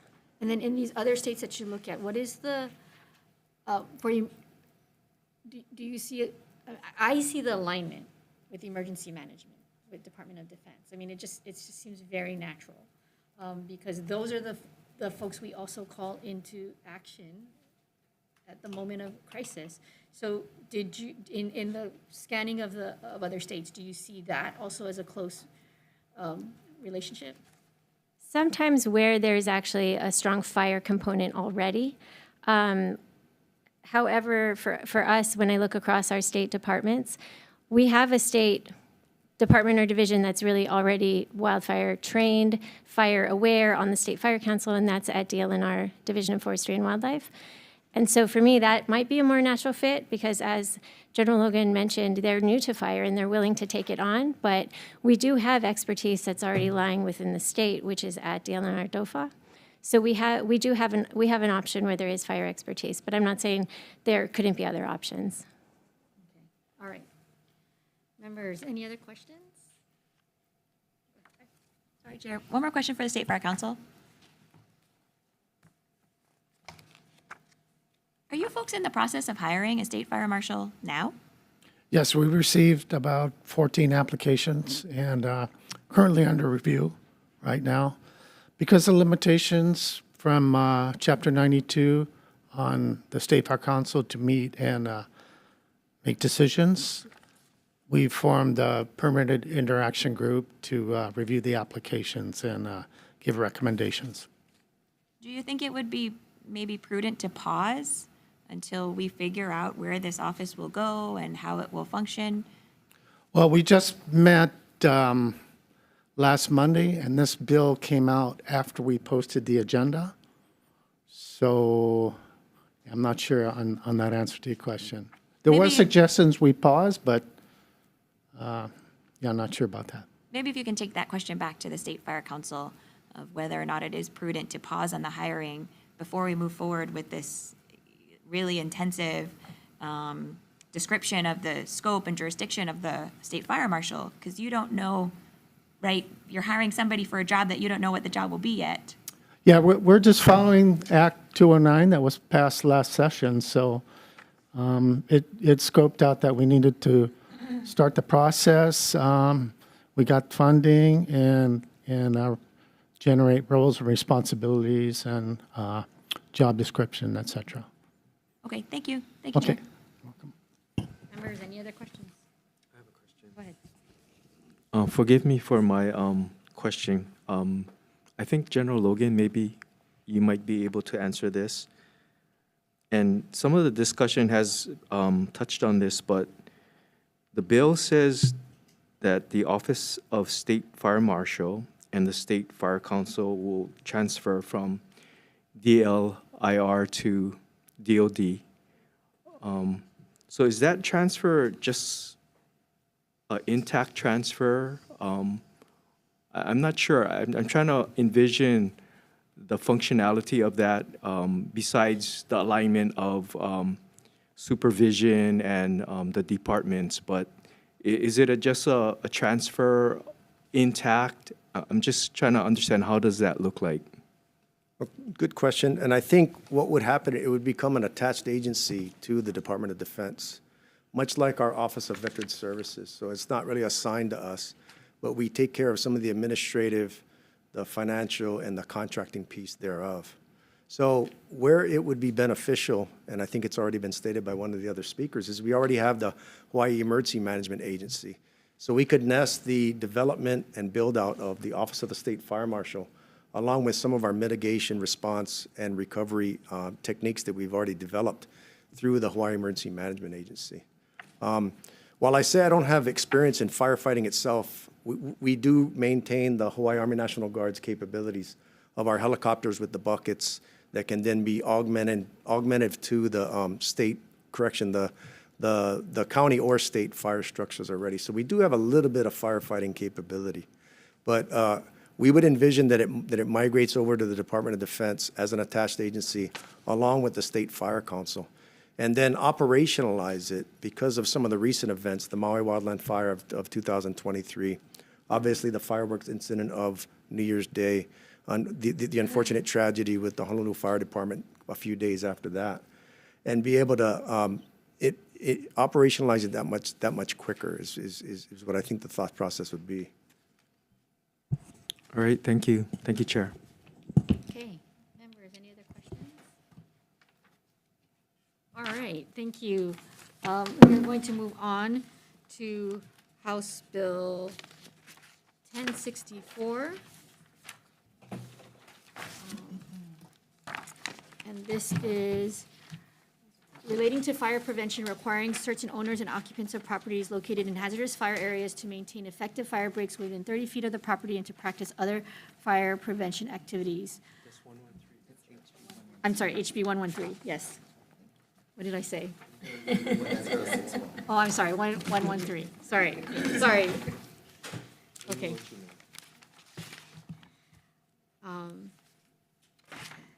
First up, we have testimony and support, DLNR DOFA. Don Chang.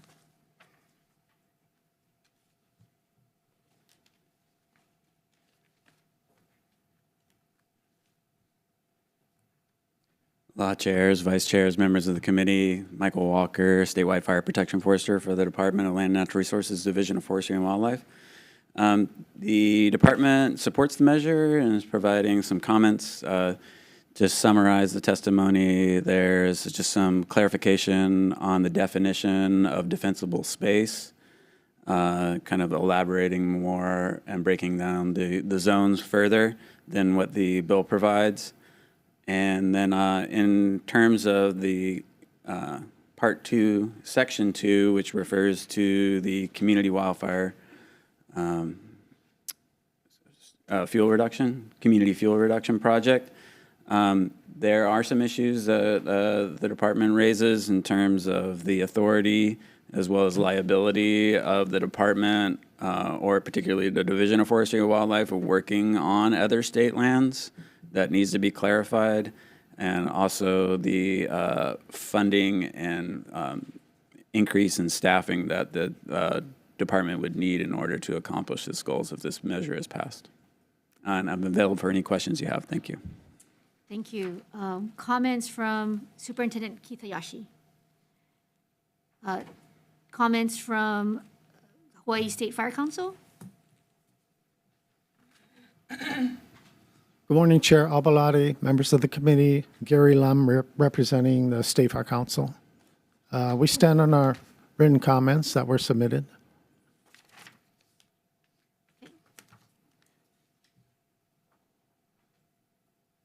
Okay, in support, Kauai County Council.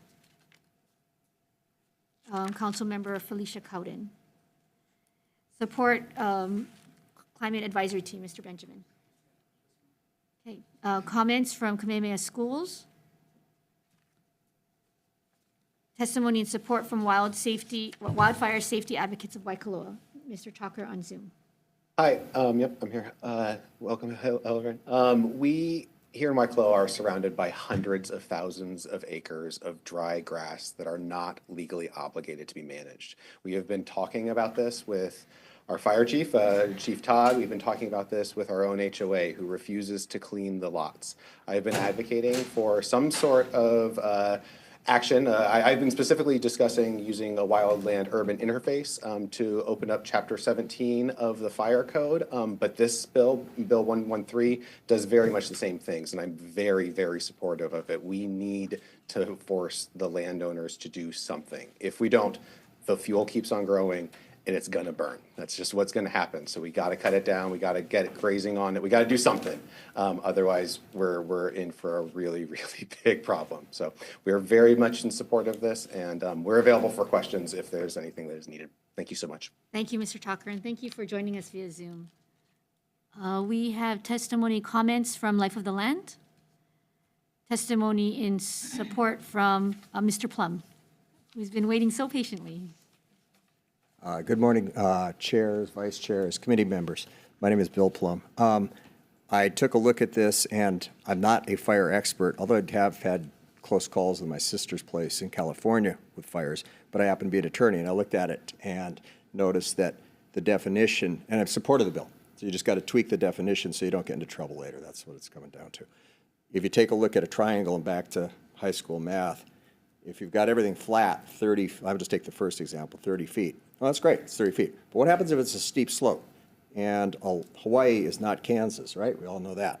So everything moves in different directions. So you've got to put in something to clarify the definition of what happens if you've got a 20-degree slope, 40-degree slope. By coincidence, I just happened to go onto Google, and I just typed in what happens when this happens, and AI popped up to the California CAL FIRE website. Great website. You guys check it out. They got a whole chart right here. It shows exactly what to do. Now, they've got 30 feet. In fact, I think somebody cut and pasted exactly the 30 feet, 100 feet, exactly what that says. Except their statute and their rules actually say what happens when you got a hillside. And I mean, just within minutes of here, we got hillsides. And on every island, we got hillsides everywhere. So what happens, and we got steep hillsides. So what you get is these fire ladders is what they call them. So if it's flat, things burn, but if you take a match and you light it and you tip it up, of course it burns quicker up the stick. So you might want to take a look at that, and it gives two different definitions. Like, for example, if you've got 10 feet between trees, but you've got a, 20-degree slope, then you need 20 feet between the base of the trees. And if you go to a 40-degree slope, which we have here across the state, you have to go 30 feet between the trunks of the trees. And for brush, it actually even stretches it out farther. So anyway, there's data out there. You guys can take a look at it, make the decision. But just from a legal perspective, if somebody came to me as a homeowner or property owner and was trying either own the land that had the tree on it or wanted to keep the trees away from their house, the first thing I'd look at is, well, what's 30 feet? Where do I bring the tape measure and how far? So take a look at that. Hopefully that'll help. Also, you might want to add in there, I did notice in other websites, the state defines, and it's just like California, they define certain trees as being more combustible than others. Certain brush is more combustible than others. In California, I know my sister's place had a eucalyptus tree next to it. I almost got burned down because the fire came right up to the edge of the house. And everybody's joking, they call the eucalyptus trees, they're a firebomb, because once they hit, they blow. As compared to other trees that are hardwoods, which won't go. So you got different combustibilities that you guys might want to put in at least a starter list. In this state, we've got eucalyptus, we've got ironwoods, which are I would call them a firebomb. You've got other brush that ignites quicker and burns faster. So you might want to toss that into the bill while you're at it. So my comments. Thank you, Mr. Flom. Okay. Testimony and support from David Foster, individual. Comments from Glenn Leonberger. Testimony and support from William Babcock. Any other testifiers in the room? Any other testifiers via Zoom? Go ahead.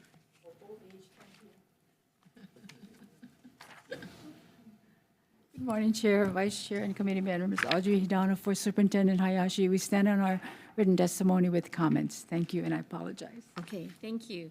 Seeing no other testifiers in the room, members, any questions? Representative Iwamoto. Sorry, and again, I apologize. I'm not sure, Chair, who to direct this question to, but generally maybe it's a comment. But with all the removal of, I think it references shrubs, creating safety zones, what happens with erosion? Because I'm imagining some of these plantings hold the soil down. So are we looking has somebody looked at some of those ramifications of having all of this soil that's unbounded by any kind of foliage? And then also, does this potentially include smaller lots where some lots are, residential lots are 50 feet across? So keeping 30 feet on each side, it's a lot, I don't know. I'm gonna ask, can the first question be directed to the individual, sorry, from DOFA? Yeah. And then the question specifically more about residential properties. I don't know that we have anyone here who can speak to that, but let's go with the first question. Yeah, so in my comments, I further broke down, well, let me address the vegetation first. So we're not talking about removal of all vegetation, we're talking about vegetation management. So, you know, a manicured, irrigated lawn, as long as that lawn isn't 18 inches or higher, you know, like it's not actually a threat to the home. It's actually a benefit because it's a moist vegetation that doesn't easily burn as, say, dry cured grass would. So there's further definitions, particularly in California, about keeping your grass with 4 inches and under. And we also at Division of Forestry and Wildlife, as well as Hawaii Wildfire Management Organization, have a list of plants. Majority of those are native, some of them are non-native, but those plants are less combustible. They don't have the hazardous oils that, say, eucalyptus would have in it. We promote this on our website, as well as HWMO's website and the Pacific Fire Exchange's website, in terms of like, here's things that you can plant in your yards or on your landscape that are less combustible than, say, buffalo grass or guinea grass or kiawe or halekoa or any things that are currently out on the landscape right now. So in regards to the lot size, in my comments, I talked about the different further delineating the home ignition zones or defensible space areas from 0 to 5 feet, which is right adjacent to the home. There's guidelines for that. It's also on Mr. Plum's map that he displayed there from California, where talking about removal of all combustible materials adjacent to the home. And that's not just vegetation, that's also mulch. It's also things like if you have a wooden fence or a vinyl fence or anything like that, that's anything like that near the house can actually set the house on fire. And most homes actually burn down after the front of the fire is passed because all the ember showers that the embers have accumulated either nearby the house or have gotten into the house because of the venting of the roof. It doesn't have a mesh that keeps the embers out. So there's a variety of things that can be done right adjacent to the home on a small lot that can protect the home from burning down. And then it goes further out from 5 feet to 30 feet. And then, you know, for those landowners that have larger landscapes, and then it starts to become more of a thinning of the trees and things like that. So, yeah, you're welcome.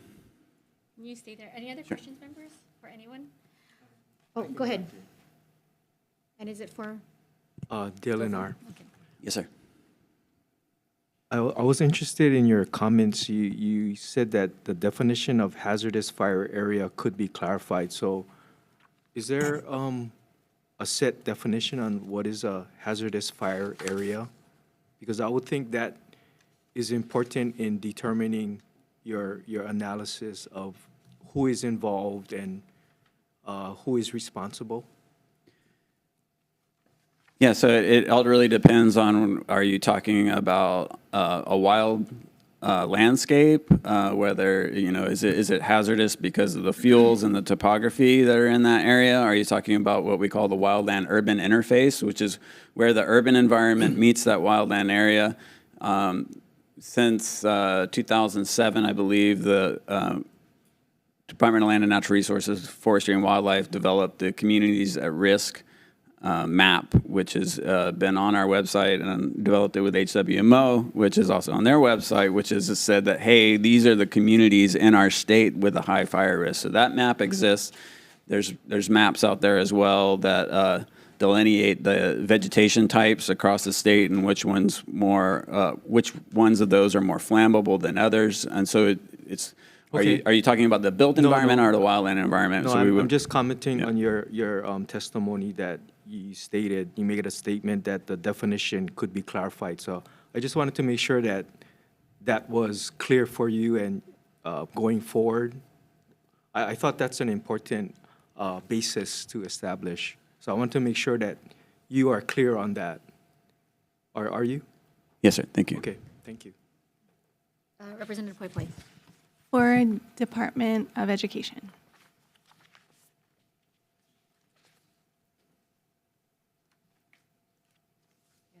Hi. In your testimony, you talk about you would need significant additional resources in order to implement this, including positions, vehicles, equipment, large equipment, excavator, wood chipper, et cetera.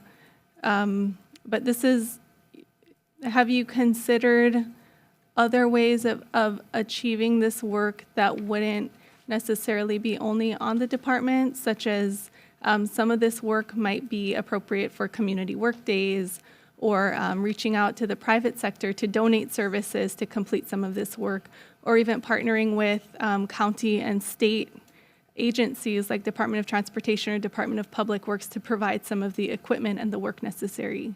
Because I think it is important for our schools to have the safety that this type of measure is trying to achieve. Yes to all your questions. Especially in Maui, we've reached out to Kamehameha School, who's bordering our property at Lahaina Luna. We've talked to the County of Maui. We've talked to DOT. The situation is the custodians of the schools, this is not in their job description. They can't clean it. And we, on the neighbor islands, DAGS does all our repair maintenance, and they're shorthanded and they won't be able to do it. After the fire, we hired a subcontractor to clear some brush, so we have to upkeep his services. So whether we do it, which we need all those things listed there, but we have reached out to answer your question. Okay, thank you. Can you give an example of what you consider geographically disadvantageous land is, according to your testimony?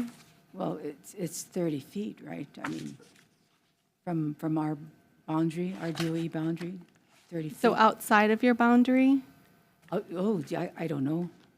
Well, I'm just wondering about geographically disadvantageous. I just was wondering about what that meant. Oh, I'm sorry. I can get back to you. Okay, thank you. Can I ask a question of DLNR DOFA? And just because you're like the primary landowner or the responsible agency for much of the state lands, in the absence of this bill, right? And part one of this, what is the current status of expectations for the lands that you folks control for clearing brush or vegetation growth? So Chapter 185, which is the land fire law, mandates that the Department of Land and Natural Resources, Division of Forestry and Wildlife, is the primary responder for all of the division's lands. So that's about just over 1 million acres across the state, and that includes the forest reserves, natural area reserves, and game management areas. So that is our area of responsibility now. And that's what we strive to work as best as we possibly can on those areas.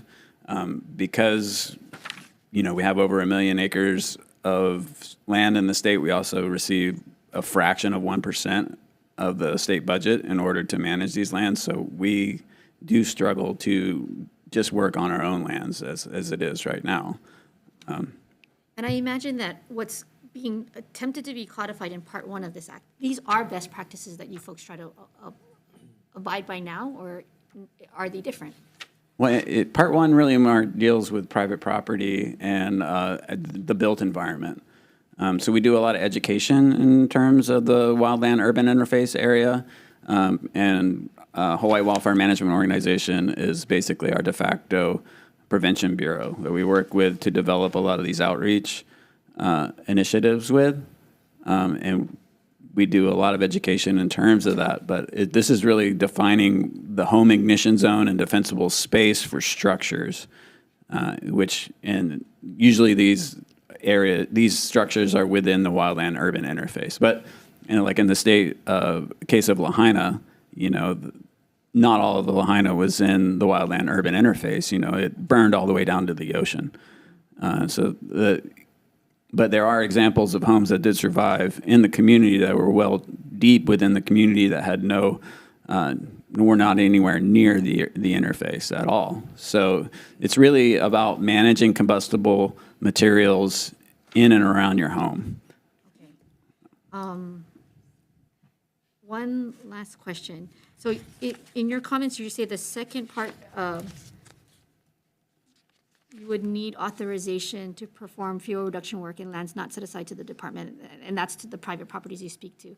But, I think of our communities, particularly on Oahu, and in my community, right, with Punch Bowl, right near all of these high-rises.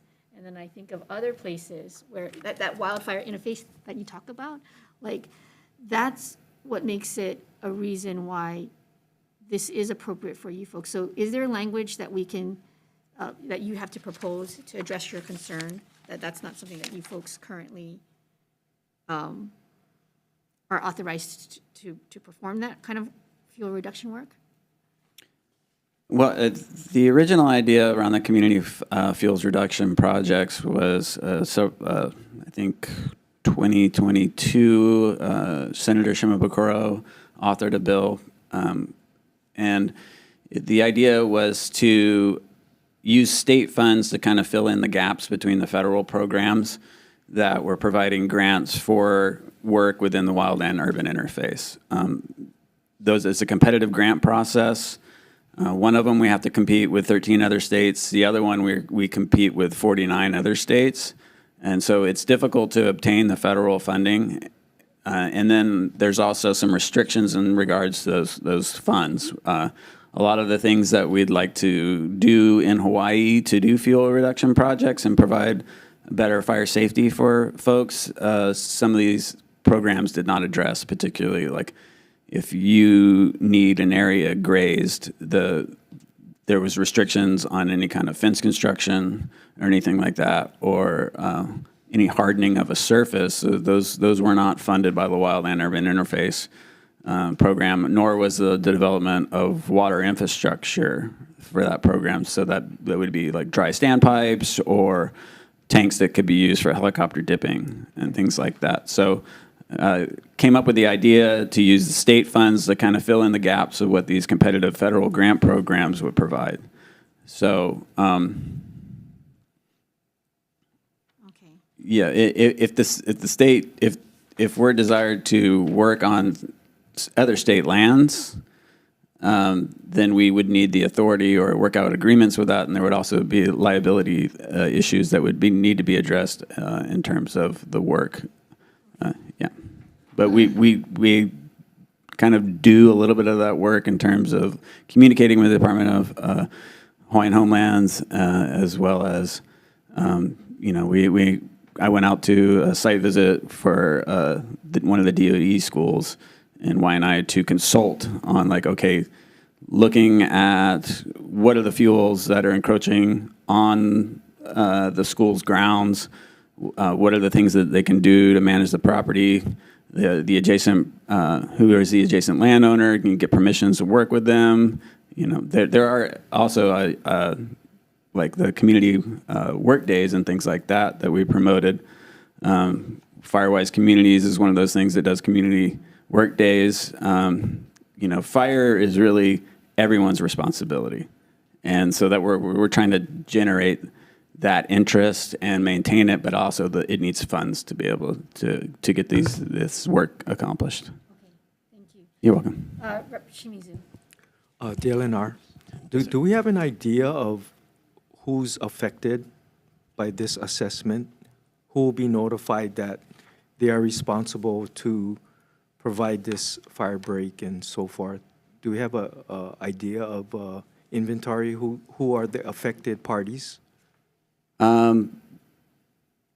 It's really every structure in the state almost, except for in like like highly developed urban environment. You say, I wouldn't say that Waikiki is necessarily going to have to meet a lot of these standards, but it's really structures within the wildland urban interface are the primary target for Section 1 of this bill. So that would be anybody that is in a housing development that's adjacent to an area that's unmanaged vegetation. It would be DOE schools, particularly on the Leeward Coast. And you could refine that through using a mapping process like the Communities at Risk map program to like, okay, these are the high priorities that we want to work with first, and then move down the list of as the threat of fire decreases across that map. So a homeowner would receive a notice that they are on this list and they have the responsibility to do what they need to do. Yeah, I mean, ideally, this should all be written into the fire code, and we lack a section of the fire code, which is the Wildland Urban Interface Fire Code, which dictates a lot of the vegetation management that occurs in this area, and the across the state, the counties have different rules. They're similar, but also the way that things get inspected and enforced are different across the counties, and the penalties are different. And also, it's really a complaint-driven system at this point, where somebody will complain that either their neighbor, either absent or there, is not managing the vegetation on their property, and it's creating a fire threat to their home. So it's really a complaint-driven process at this point. This would kind of clarify of these are the rules that you need to abide by when you're living in this landscape. And there's a lot of states across the United States that have developed the Wildland Urban Interface Code, in California, Nevada, Colorado, Oregon, and so we have a lot of examples to draw from that could like strengthen this part of the code. So this would standardize the requirement across the state then? Yes, sir. Okay, thank you. Thank you, Chair. Okay, one last question, and then we're going to recess for decision-making. Thank you. So, there's a lot of insurance riders that have clauses in it that if you break the law and it contributes to greater destruction of your property, or if you violate your duty of care, it voids the insurance you purchased. I'm wondering, is this possibly going to be voiding a lot of fire insurance coverage? Could it have that impact?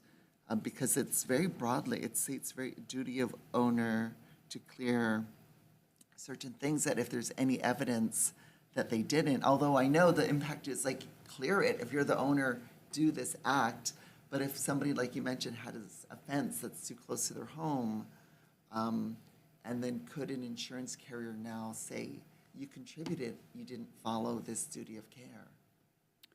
I'm not an expert on insurance. I mean, I'm assuming that there would probably be some kind of ramification like that. But also, the insurance industry is canceling a lot of people's policies outright without even any of these rules in effect. So I think developing a system like this to address the vegetation issues within the wildland urban interface will potentially help people maintain their insurance, but that is a possibility.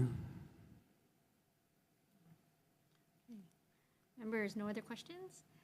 Thank you. We're going to recess for decision-making. 5 minutes, members. Recess.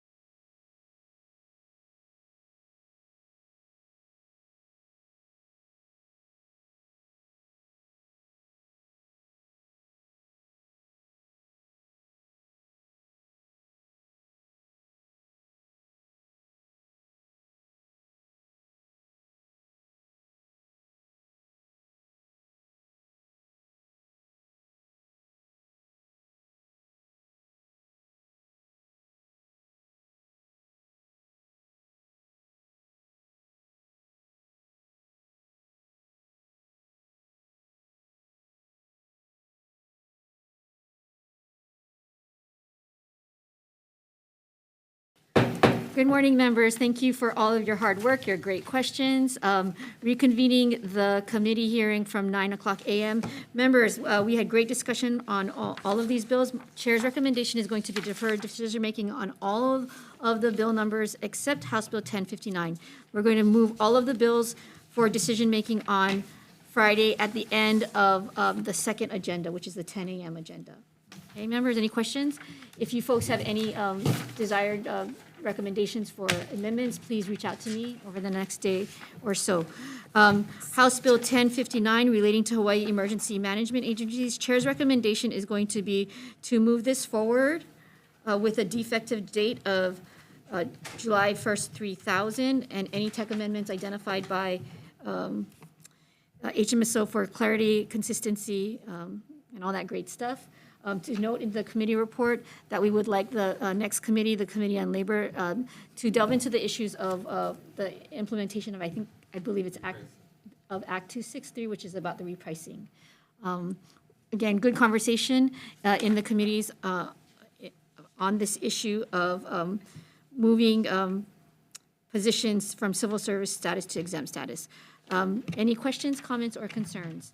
Seeing none, Vice Chair for the vote. So voting on the first, voting on the last bill of the 9 a.m. agenda, and that's HB 1059. Chair's recommendation is to pass with amendments. Chair and Vice Chair vote aye. Representative Hashem? Aye. Representative Ichiyama? Aye. Representative Lamasau? Aye. Representative Morikawa? Aye. Representative Poi Poi? Aye. Representative Woodson? Not here, excused. Representative Shimizu? Aye. Representative Souza? Aye. Chair, your recommendation is adopted. Members, moving to our 10:30 a.m. agenda, House Bill 1064, moving this one also to end of agenda, 10 a.m. agenda on Friday, January 31st. If you have any recommendations on language, please reach out to me. There's a lot of conversations happening around this bill, and this is a critical bill to follow up on all the recommendations from the FSRI report. Members, moving to House Bill 113, this is a joint bill between Public Safety and Water Land. Chair's recommendation is to strike out the Part 1. Some of this is going to be taken up in the other bills that are moving regarding fire protection and prevention. We're going to retain Part 2 regarding the Community Fuels Reduction Project. I believe the amount is blank at this time, and we will put in a defective effective date of July 1st, 3000, and any tech amendments identified by HMSO. Members, any questions? Seeing none, Vice Chair for the vote for PBS. Sure. Voting on HB 113.